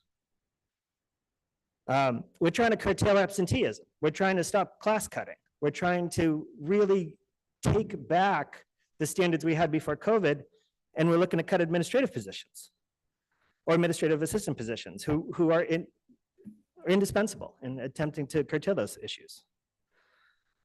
We're basing decisions on class enrollments, but it's May. Any high school teacher knows that those first 3 weeks are an absolute shuffle of students because they go in, they decide it's not for them, they want to change, things happen, people enter the school. So I appreciate the budget has to get done, but to say that like we're looking at enrollment numbers in May is living a lie. The operations of the school are also never going to be fully presented on paper. There's always going to be jobs that someone just does because they know that it has to get done. It's not part of the job description. It's not part of they weren't told to do it when they were hired. It's just they saw a need, they filled it, they don't announce it, they don't ask payment for it. And once the position's gone, that's the only time people realize, oh, that person was doing that. And we can do as deep of a look into our job descriptions as you want. It's never going to cover it. I just want to end by saying, we're looking at what's being called a $5 million gap, but that $5 million gap is after these cuts. That doesn't mean like we're looking to fulfill $5 million. To fill that $5 million is to leave us short staffed. That's not level budgeting. And I'll be the one to break the ice on it as far as this meeting goes. The most updated amount of free cash FY 2023 in Medford reported $25,469,513. That closes the gap and more. We don't have a real excuse to leave the schools this short. I'm asking for the students, I'm asking for my members, I'm asking for everybody in Medford. We got to fund these schools, got to make sure these kids are safe, and we got to push forward. Thank you very much.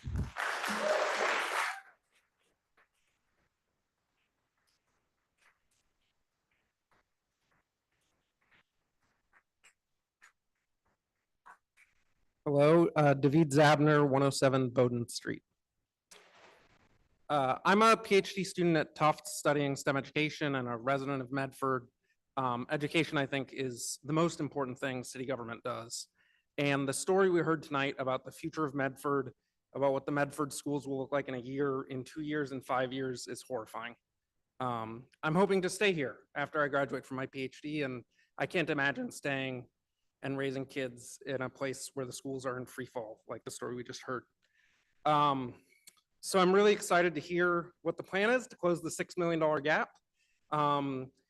I felt like for 2 hours, I heard a story that had no silver lining, and then the mayor let us know that maybe there's a plan to do a Prop 2.5 override, to do a debt exclusion, and that seems like the silver lining. That seems like maybe an answer to not just next year's budget, but the next 10 years budget, the next 20 years budgets. Because this is not something, it sounds like this $2.7 million of cuts would be barely survivable, and the 6 would be destructive forever.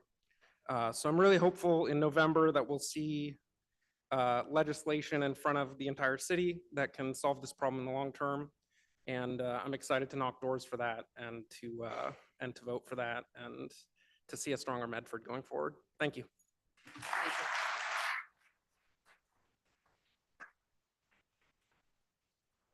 Thank you. Name and address for the record, please.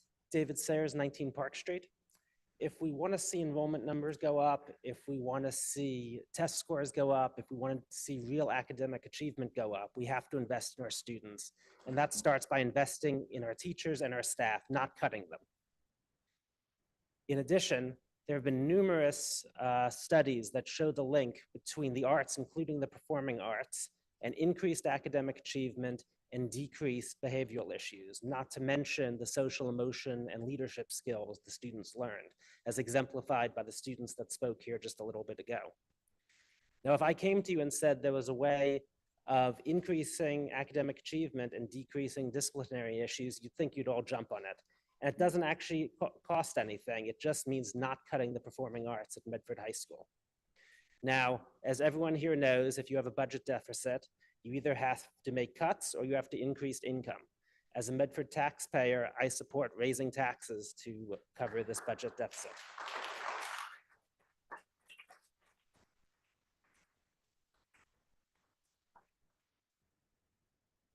Hi, thank you for letting us speak tonight. My name is Mary Jo Petroni. I'm the president of the Administrative Assistant Unit. I live at 12 Greenhalgh Street in Medford, and I have been here for 24 years. So first, I'd like to thank Ms. Branley because you brought forward you popped my balloon because many of the points that I was going to bring up came from you because you brought very poignant issues, as did all of you. I appreciate it. I know this is a difficult decision. I would not want to be the budget person here. However, a budget means we have to look at where else we can cut. We can't continue to cut the same secretaries, teachers, nurses, paraprofessionals, wherever we look. We have to look somewhere else. And I don't know if it's like, hey, I understand this is in the real world, someone says, hey, maybe I won't take my pay cut, my pay raise, I'll defer it. I heard that brought up by you as well. I want to answer, an interesting thing was we discussed how important this payroll human resource piece is and additional people. In 2010, we had another very, very difficult year with a lot of changes. We laid off a lot of people. And I was part of the reorganization. I worked in payroll. I was the backup person. I could do everyone's payroll. I entered everything, and then I did the MTRS report, and I also do student activities, which is not payroll, but I did anything and everything that they asked me to do, took on grants. They would come and say, can you do this? And as somebody said, we just did it. We didn't think twice about it. We didn't think I need more money. We just said yes, because it's for the students, the staff, and the families. I was reallocated. I was nicely brought in and said, hey, we need you to take everything you do and just go sit at a different desk and do that. And I picked up I rolled it down the hallway, and that's what I did. And I still helped out in payroll, and I still did MTRS reporting, and I helped out in the buildings, and I did the buildings and grounds. That job has become immense at this point, so I don't do MTRS anymore because I was told by a previous person it shouldn't be me that does it. It should be another person in the payroll office. We know that we have a payroll person on maternity leave. In October, that was brought to the finance department. And our union said, hey, we need to post this. We need to get something figured out because this person is going to be gone. She had her baby in February. Unfortunately, she went on bed rest. So in December, nothing had been done, and it was a scramble, and I don't like scrambles. Mr. Rousseau, you don't like scrambles. I like it organized. We knew, we addressed it, and we didn't get an answer. My biggest concern, and you brought this up as did others, is safety. At the McGlynn School and at all schools, we've had illnesses that came through, and I was one of the secretaries that had to be out for a long time. We've had illnesses in our unit, and we've all had to help out wherever we could. But the problem is, when a parent calls up and says, my car broke down, I'm going to be late, and John is going to be sitting in your office, there's a secretary that goes, don't worry about it. I got it covered. You want a snack? How about a drink? That's the person. But if a girl calls out sick and no one's in the office and the administration is supposed to be covering it, and they're busy dismissing students, Johnny's like freaking out. Where's my mother? Where's my grandmother? I covered at the McGlynn School, and that was a big, I never realized all those pieces of where's my grandmother? Why hasn't she shown up yet?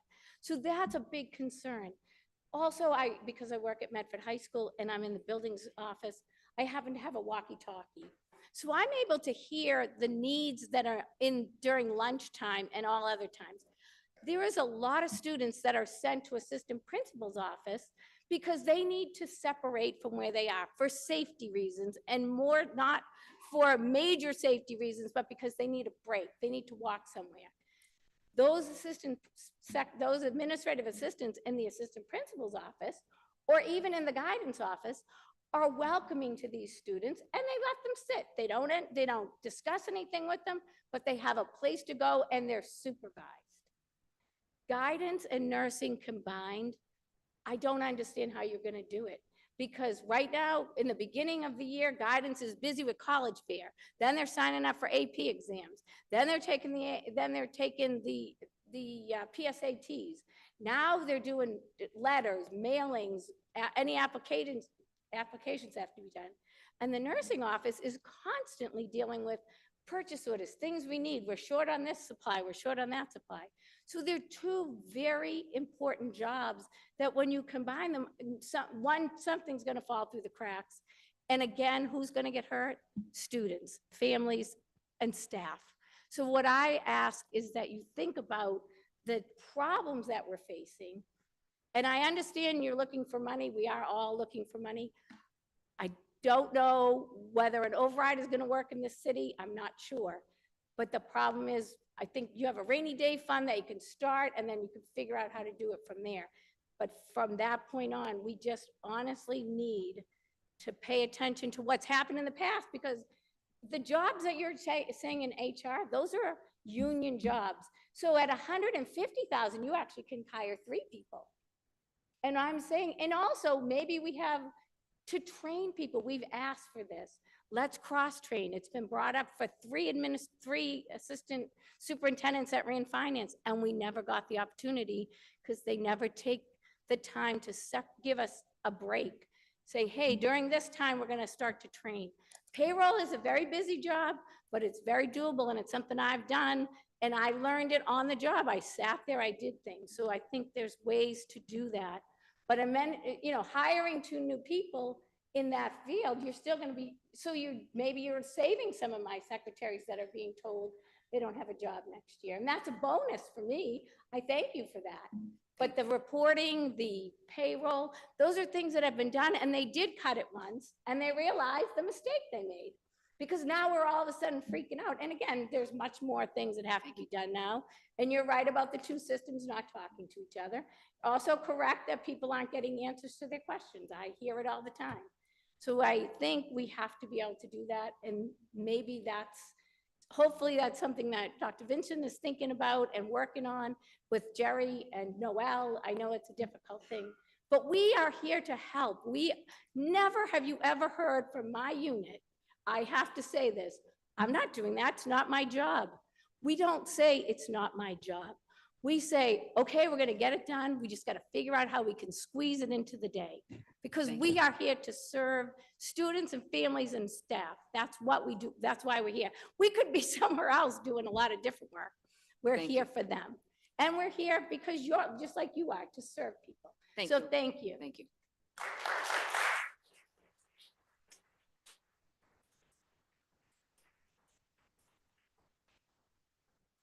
Welcome. Hello, my name is Gio Russo and my address is 132 Grant Ave. Hi, my name's Sophia D'Amelio. My address is 275 Boston Ave. As a junior at Medford High School and also class vice president, I have seen firsthand my classmates' concerns. Students' education is what comes first, and it's what's being compromised due to this budget cut. Alongside cutting vital administration positions such as our nurses, cutting staff who help make our sports and clubs possible will cause a decline in students' ability to thrive. Please put our students and our ability to succeed first. So quite frankly, when I came here, I didn't really know what I was going to say, and I didn't really plan anything. But after hearing the nurses talk about them being cut, the guidance department being cut in the middle schools, I think that I've realized all of these things tie directly straight to our mental health in school. And after hearing the drama club and possibly the sports might be cut, I think this all directly ties to mental health. Like, I couldn't imagine having a problem and not being able to go to my guidance counselor when there's 3 other kids waiting. And I couldn't imagine not being able to play, lacrosse or gymnastics after school. And especially for my brother, who has special needs, and he really enjoys playing adaptive basketball and unified track, which brings him a lot of joy. And I think mental health matters everywhere. And I don't think I really realized this until COVID, but I think I understand there needs to be cuts made. I really do. And I just think we need to find a better place to make these cuts and work together, because I don't think we can be cutting from the guidance department and nurses when mental health is such a big issue for everybody, the students, the teachers, our families. There's something else we have to do. So, Thank you. Thank you. Thank you.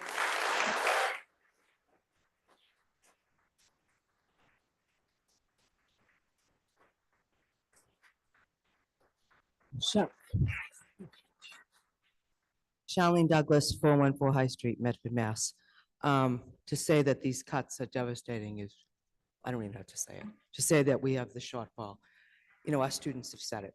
This school committee, this administration, and the mayor have prided themselves on working towards the social, emotional well-being of our students. Yet today, there is a proposal to cut from the nurses, the guidance counselors, the arts, those things that are so important to one's social, emotional learning. And you sit here and you say, I want that. You vote this budget in and you allow those cuts to happen. Shame on you. Because this isn't social emotional. We need social emotional. We need secretaries. We need nurses. I went to a school when I was young, and there was never a nurse, and I was very poor. I didn't get glasses until I was 40. I suffered headaches my whole life. When I was 40, I said, I can't do this anymore. And because I had a real job, that's when I found out that I had a stigma. But there was never anyone there because we didn't have it. So we're reverting back to the 1950s and 60s and 70s. Is that what we're reverting back to? I hope not. The other thing is, Mr. Rousseau, you made a very good point tonight. We have these, we hold money aside for raises, and then we go a whole year without it, and that money goes back to the city. My question is to you, Madam Mayor. That money that goes back to the city, has that gone into that free cash account where it's $25 million in there, which normally is anywhere between 12, 15 max? We have a lot of money in there. I understand you want an override, and I can even maybe think about that. But until, we can't wait for an override to happen. We're not going to get that on the ballot, and everyone knows that here. Correct? It's not going to happen. It's not realistic. There's free cash. I ask that you look at that free cash, you fund our school appropriately, and then you bring forward in an intelligent manner why we need an override and get everyone on board.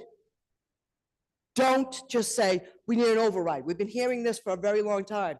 And I'm not saying we don't. I think my taxes are exuberant in Medford. Okay? But it is what it is. The taxes are exuberant. Revenue, businesses, Medford Square. I went to a breakfast the other morning with a group of friends of mine, and there's nothing there anymore. We actually went to Winchester Center. Let's bring up the businesses. Let's look at things we can do and really improve this city.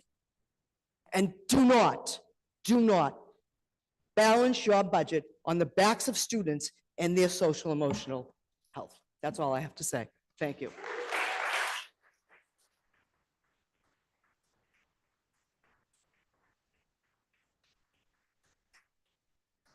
Hi, some of you know me. My name is Sarah Mashave. I live at 3 Fellsview Ave in Medford. I am the adjustment counselor for K through 5, and I love my job. I'm also the drama advisor for Medford Middle Schools. So I wanted to sort of just sit here. I liked what some of you said, especially Mr. Olapat. I think Nicole, you went on this too, and I won't talk long because I will get emotional. So I wanted to give you a couple examples of a day in a life that I think will support my fellow nurses and my fellow counselors, because I think that's a good thing to think about. And today was a good example. So we had an ambulance first thing in the morning, which set kindergartners off, which had every one of us trying to help and support these kids. At lunchtime, I had a group of 3 kids who have various disorders, mental health issues, and I was doing that. One kid squirted hot empanada sauce all over his thing. At the same time, I had my nurses at my door because one of my other students was having a panic attack in the nurse's office. And then I had another kid crying on the floor in the calf. So I was balancing all these things, and we all had to support each other. And with less people, that kid would have still been alone crying the whole time on the cafeteria floor with his head between his knees. My social skills group with the kid crying because he burnt his mouth on the cheese would be crying all by himself because I had to go support the kid in the nurse's office who's having a panic attack.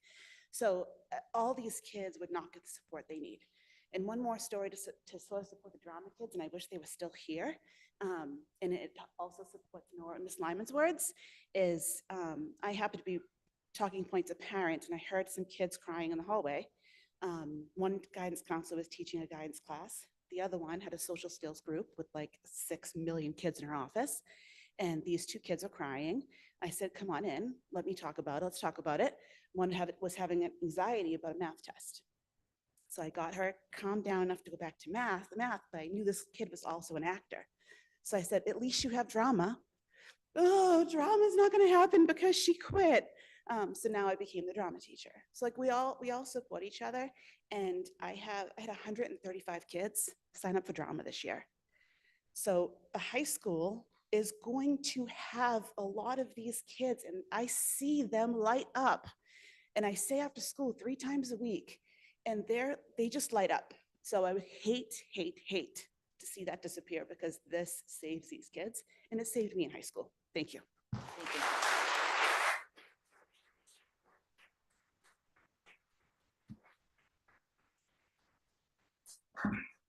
Michelle Hardy, 59 4th Street. Ghislaine Pinto, 108 Woodruff Ave. I'm the vice president of the MESA unit. I'm the former president. I didn't prepare anything. I just like scribbled as I was walking up here. But I'd really like you to take the McGlynn Elementary and Middle School into consideration. I'm an elementary secretary at the Brooks. I have just under 550 kids. I can't imagine imagine being there daily with 1,000 kids taken care of. It's more than just filing. It's more than just answering the telephones. During report card time, we're proofreading the report cards for them. We're printing the report cards. We're stuffing the envelopes. Sometimes it takes me 2 days because the copy machine is not working and the internet is down. So I'd really like you to maybe go and visit the McGlynn and just see how busy they are with both of them. Let's see. And I'm going to finish now because Ghislaine's going to finish for us. But along with the nurses, we kind of are the backbones of the school. And I don't feel like we get respected enough and taken seriously. We're always kind of pushed back in the back burner. Thank you. Thank you all. Thank you. To follow Michelle's comments, I did cover the McGlynn for 2 days while both admin assistants were out for the week. And I can say that it's really wonderful to say that someone's going to come and pitch in and let you run to the ladies' room or actually have a lunch. In the 2 days that I was there, that did not happen once. I had to close the office if I needed to leave. Okay. So while realistically on paper, you can put down a floater, you can put someone else down there and they can support the school, it's unrealistic, especially for safety purposes. They are to school, they're just about 1,000 students. Out of all the positions that are proposed being cut, that is probably one of the most important, as is our AP admin assistant at the high school. You have discussed that you will not be cutting the assistant principals, but yet 2 admin assistants now have to take on the work, right? Someone has to do the work, which means that person will, or both of them will have to split the work without any further compensation. Right. Also, I see that we're looking at adding the payroll and human resource positions, which the work is union work. But as it's proposed here, that doesn't look like they're union positions. But yet out of the 6, we don't make that much money. Out of the 6 positions that you have decided to cut, which we are by seniority, which are the bottom 6, you have a payroll position that is being cut. So are we bringing that back as a non-unit position? That's a concern for the union.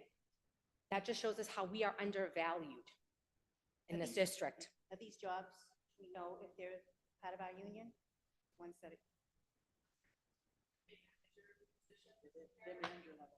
So they won't be in our union. But they'll be doing our doing our work. They'll be doing our union work. They'll be doing our work. That's good to know. Also, I am a parent in the district, and I'm very concerned. I keep hearing that middle and high school numbers are down. If you keep eliminating positions, if you keep eliminating programs, why should we send our kids here? Why? When we can easily have them go to a private school where they will be offered all these opportunities.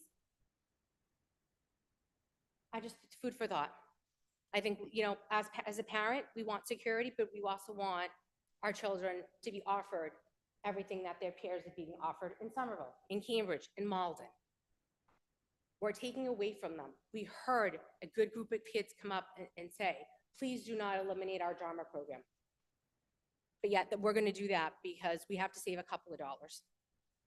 I think we really need to look at this budget before it's passed and make a decision that, are we going to do that on the backs of our students, which are our kids? Thank you. Thank you.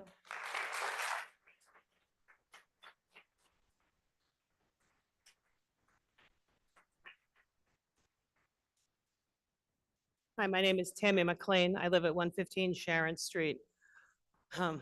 And I didn't really plan anything because I was coming, believe it or not, to see if we could get some mics for the drama club. I don't think I realized how bad the situation was. My daughter is in the 9th grade. She was in the high school musical. And I have to tell you, there's some little magic about theater and Medford. And there's just more kids coming up through the Saints at Spotlight to be a part of all of these programs. And I am just in disbelief at what these kids faced to pull off 4 performances of Mamma Mia, all of which I saw. They had inconsistent leadership.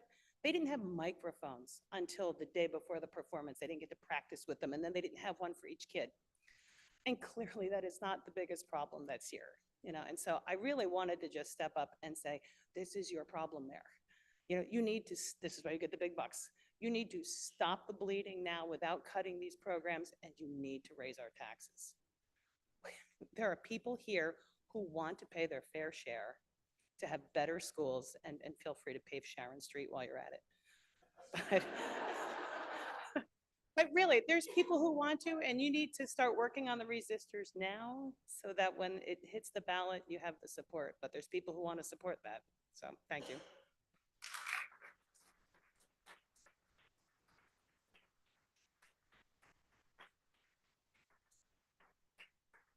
Chris Bennett, 3 minutes. Name and address for the record, please. Christine Bennett, 19 Martin Street in Medford. I've been a pro bono special education advocate within your system and as well as other systems as well. And one of the things that I'm very concerned about is we're seeing an increase in the need for MCAS, and we're seeing an increase in hearing that Medford is going to be fast-pacing the mathematics department. And I'm dealing with a whole different litany of children. Some of those children are not academically sound. They're having a lot of difficulty. In one of the particular middle schools, we don't have a special education specific classroom for mathematics. So these kids are struggling. They're getting through because they're doing better presentations or giving extra data to be able to get a higher grade so that they can feel good about themselves. And in the areas that I'm very concerned about are social emotional learning, Since the pandemic, we have seen an increase in children not getting along. They have been not around each other often enough. And the guidance department and the nurses department, and I have to say, secretaries are some of the major people that help these kids out. To see what we're dealing with, we've seen an increase in a stipend for, or now it's considered a salary for all of the school committee people. We have seen an increase in the budgets in every other area. I want to know how many assistant superintendents we have. I want to know why the meat of the school is being cut when we have so many assistant superintendents.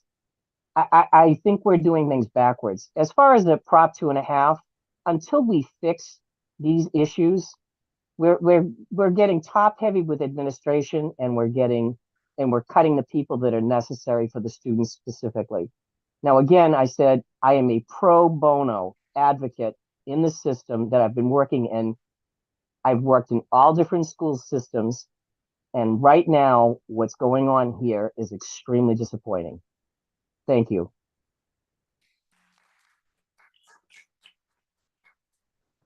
Mayor? Member Rousseau, then we have two more people online. Thank you. In my 7 years, I have heard that our administration is bloated 7,000 times probably.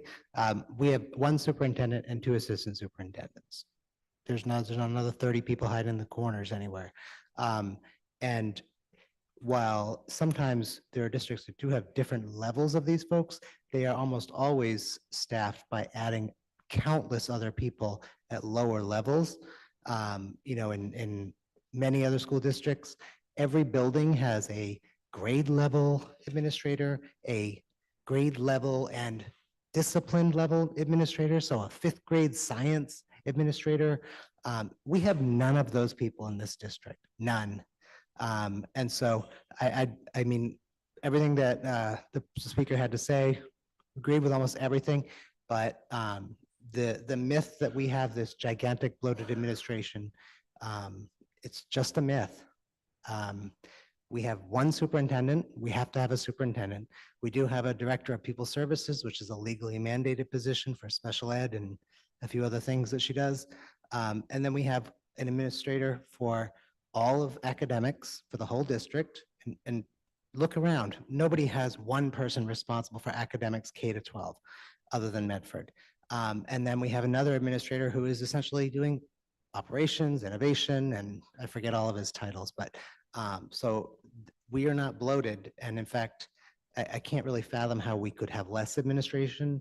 And this school committee and all the school committees that I've been on in the past so far, like we throw countless things at these folks to do far greater than they could actually get done. They do try.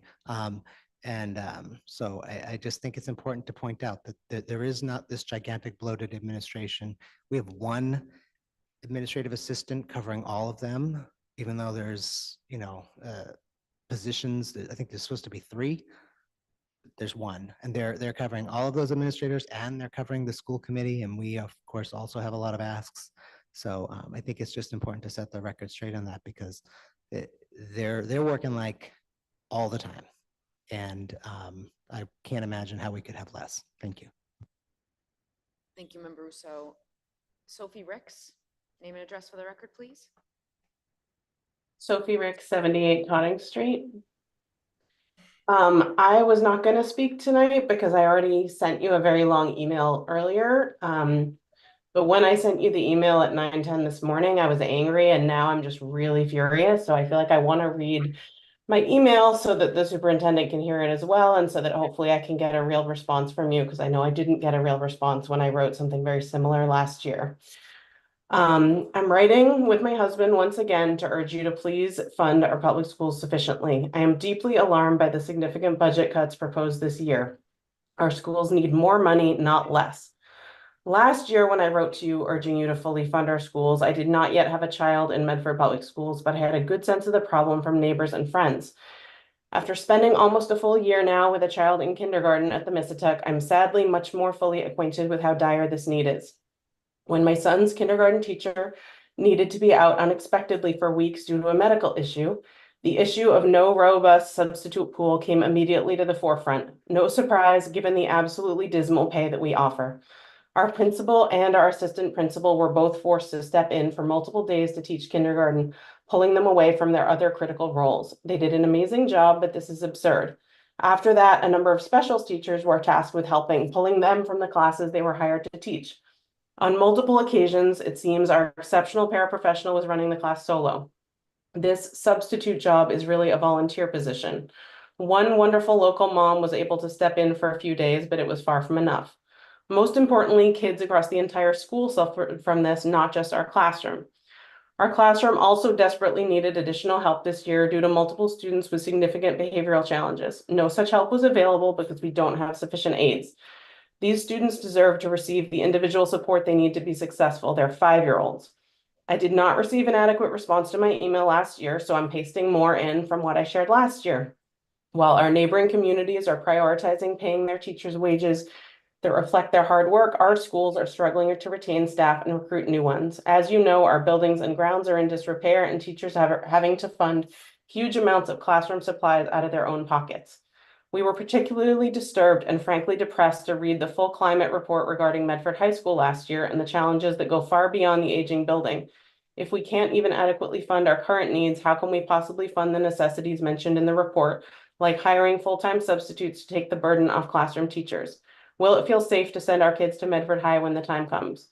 We have not yet heard a plan from your office about addressing the challenges and solutions proposed in the report. I'm also really concerned about what Member Rousseau was sharing earlier about the health curriculum.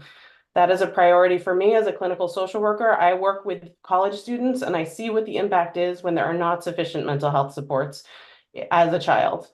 I am asking, like others, that you fund or that you push forward for an override, that you put that for the voters as soon as possible, and that you use whatever means necessary right now to fully fund the schools to not have this $6 million deficit that really is a $6 million deficit, not a 2.7. I'm really, really angry, and I hope you're listening.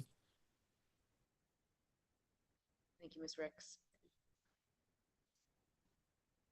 Christina Marie, name and address for the record, please.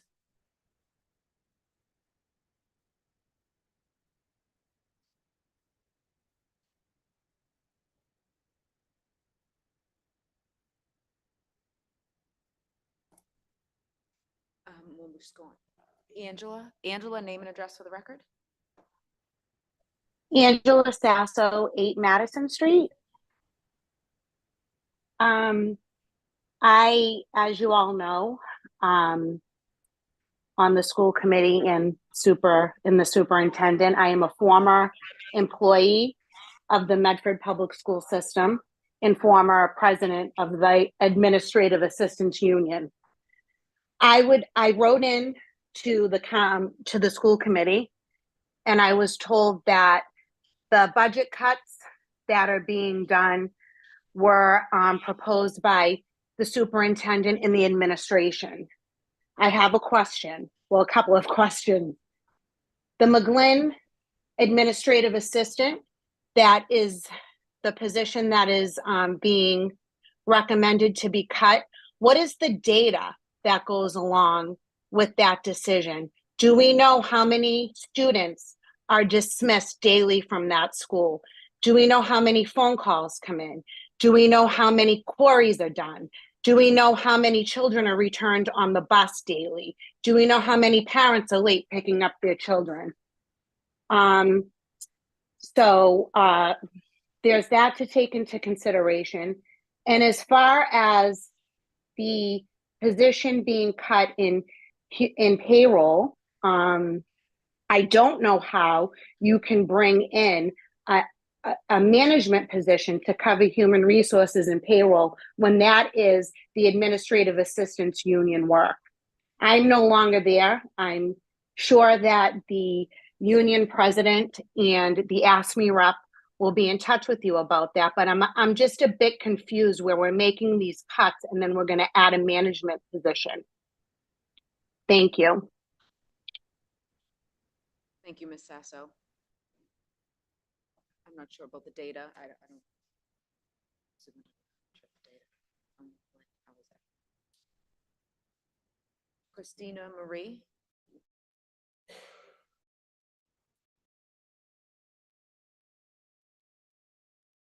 We're asking her to unmute, I'm assuming, Dr. Cushing. Okay, so probably not paying attention. So Ashley Doherty, name and address for the record, Ashley?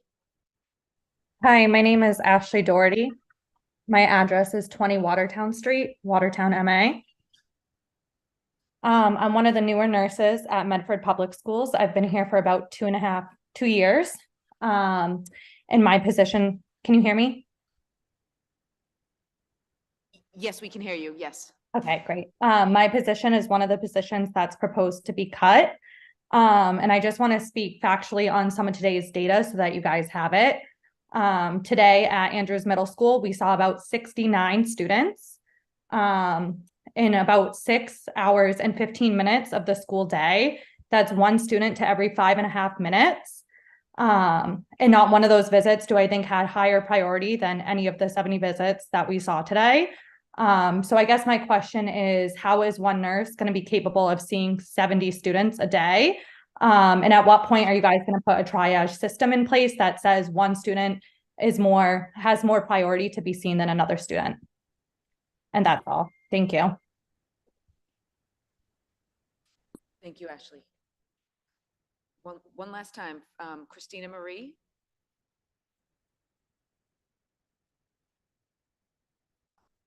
Okay, I'm gonna open it up to the floor. I know we probably need some time to digest this. Paul? Oh, come on up. Yep, it's our student reps, sure.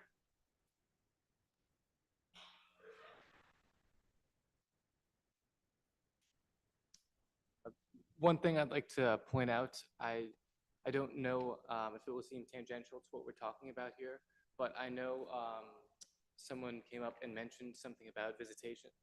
Came up and mentioned something about the school committee visiting schools.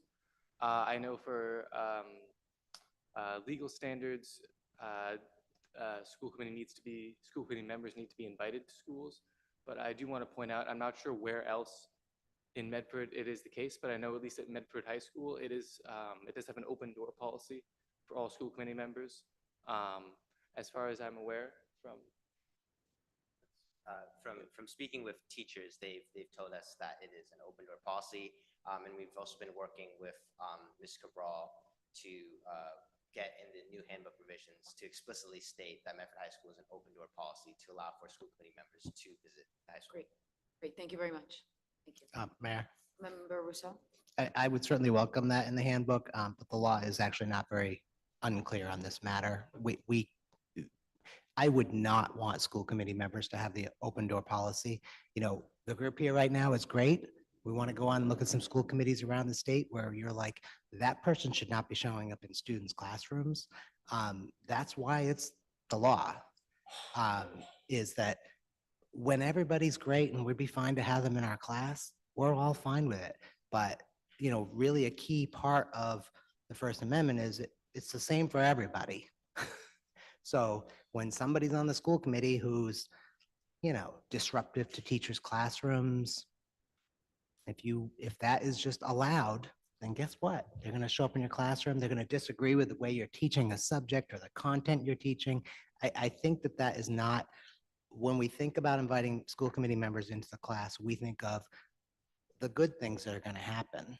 And I do agree completely that there are lots of good things that will happen, but it is, you know, at this moment in time, I don't have a full-time job. How many hours a day do you want me sitting through your classes?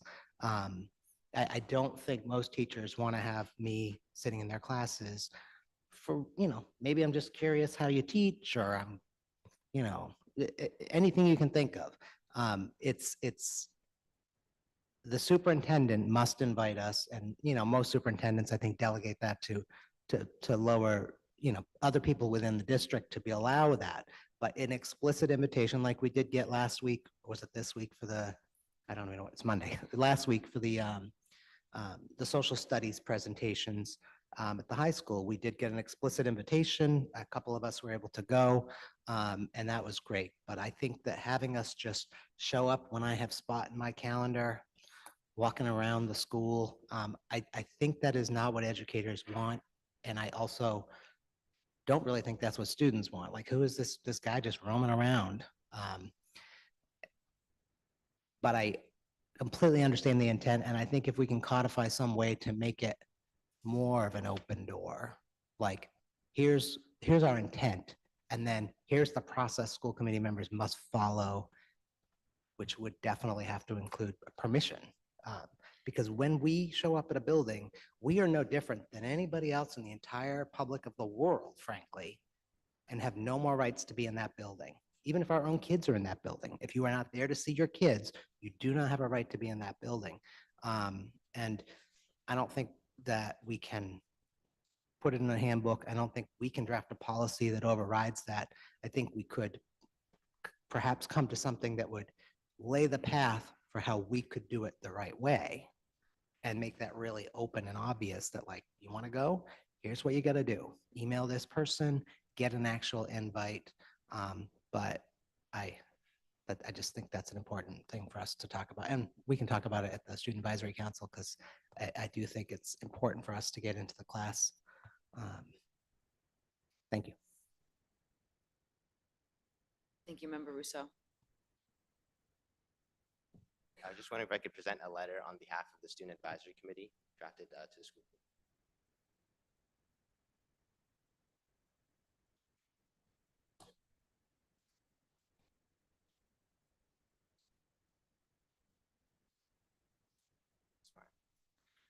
On behalf of the students of Medford High School, we, the students of the Student Advisory Committee, expressing a consensus opinion of the committee for the school year of 2023 to 2024, are writing this letter to express our opinion on the planned budget cuts to the Medford Public Schools positions and budget. The Medford Student Advisory Committee acknowledges that the city of Medford is presently experiencing a budget deficit. This deficit has put a great strain on city services provided to the citizens of Medford. One place where these budget constraints are already felt is in the Medford Public School Districts.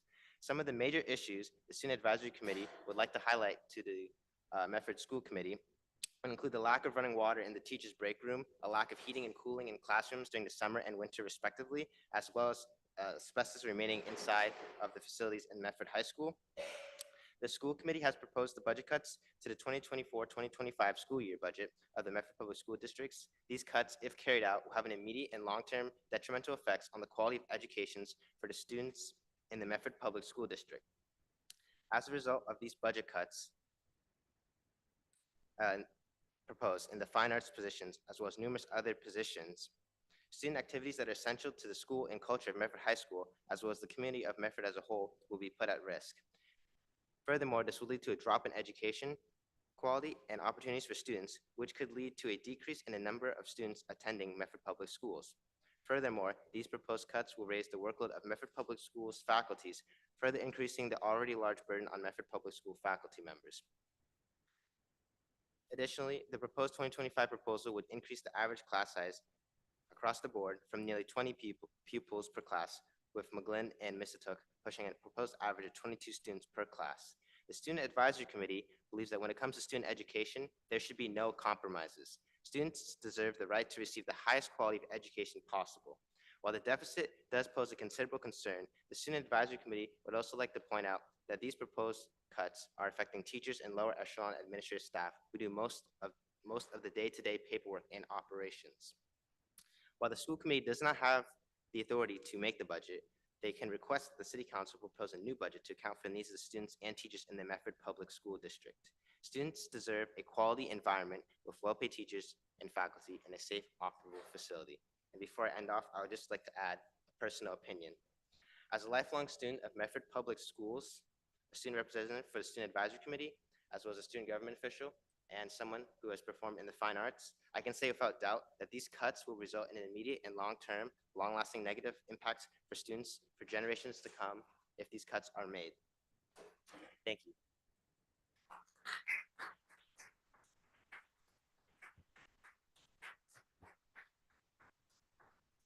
Mayor, Member Graham? I just wanted to reiterate how our process normally works, just so that everybody understands like where we go thank you. from here. So this is a public budget hearing. It's required by law. That's why we're here to listen to all of you. The administration made a proposal to us with the direction that they've received so far, which is this is going to be a bad budget year. We need to figure out how to ramp off of ESSER because it's over, right? So that's the sort of genesis of what they brought forward tonight. I don't think anybody here wants to vote for this because I think we all know how catastrophic these changes are. What we will do is a two-part process. So the first thing we will do is ultimately agree on what our request to the municipal government is. So that number could be a number that you saw tonight, and it could be something else entirely. We have work to do before we're going to get there. So that's step one, is our ask. Once the mayor's budget comes out, once the city council holds all of their hearings, once that budget is approved, then we will take whatever number is approved and we will have to reconcile to that number. So there's two steps in our process that is new in the last like 3 years. It's important because before 3 years ago, we never asked for 1 penny more than the city was willing to give. And that has set a trajectory that puts us all here tonight. So the point of this two-step process is for us always to be talking about what we think we need to responsibly run our schools. I think this year, it's obviously much more complicated because we sort of know what we're walking into and how devastating it is to come off of ESSER. There's 30 positions funded last year. We knew that this was coming and we knew that this would be hard. How hard it is still is an open question that we have to answer. But I just wanted to make sure everyone knew what was happening. So we're taking this all in. The administration's going to think about this, figure out like how they bring forward updates to the budget based on what we heard. The mayor's working, the finance task force is working. There's a lot still to do, but we will take two votes. One is our request, and then the other will be how do we get to the number that we have to live with? And I hope that number is not 73.5. Because we did not see tonight the path that gets us to that number. We saw a path that gets us to something $2.7 million more than that. So there's still a lot of work to do. This is not an easy process, but I don't want people to think anybody here on this school committee thinks this is fine. I don't think that's true. None of us want to do this. Unfortunately, at some point, we will be the ones to have to make these reconciliations, and I just hope we can make a few least bad choices than it looks like we will have to make as of tonight. Thank you. Thank you, Member Graham. Member Rousseau? Yes, thank you. And, you know, I don't believe it was last year. I believe it was the year before. There's this sort of question in Massachusetts law about, well, it's settled for city councils. If the city council just refuses to pass the budget, I believe it's 45 days later, whatever the budget was that the city Year administration before. presented. Sorry, how many? Oh, go ahead, sorry. Explain it in 112. Yeah, it just becomes the budget without the vote of the city council after a certain number of days. And, well, that's the city council. And I have asked our professional association, which has every school committee member in the state, and frankly, people who have probably been on school committee as long as I've been alive. And, you know, our previous finance director was an attorney, and like, you know, it does appear to be an outstanding question. If we just refuse to pass the budget, what happens? One opinion is that on July 1st, without a budget, the district stops operating. Of course, school's not in session. And we have funds that are like, you know, not leftover, that set aside funds for like special ed, that there's a few places where we're allowed to save money for the special ed's one. I believe there's a transportation one. But anyways, like we could technically operate off of those funds for some period of time, which of course does assume that like we're a week away or a month away from finally agreeing on a budget. But the other opinion is that it just becomes the budget even if we didn't vote for it. It seems like no school committee, and it makes sense when you think about school committees, and if you all haven't been to our associations, but it's a group of people. Nobody runs for school committee because it's a good time.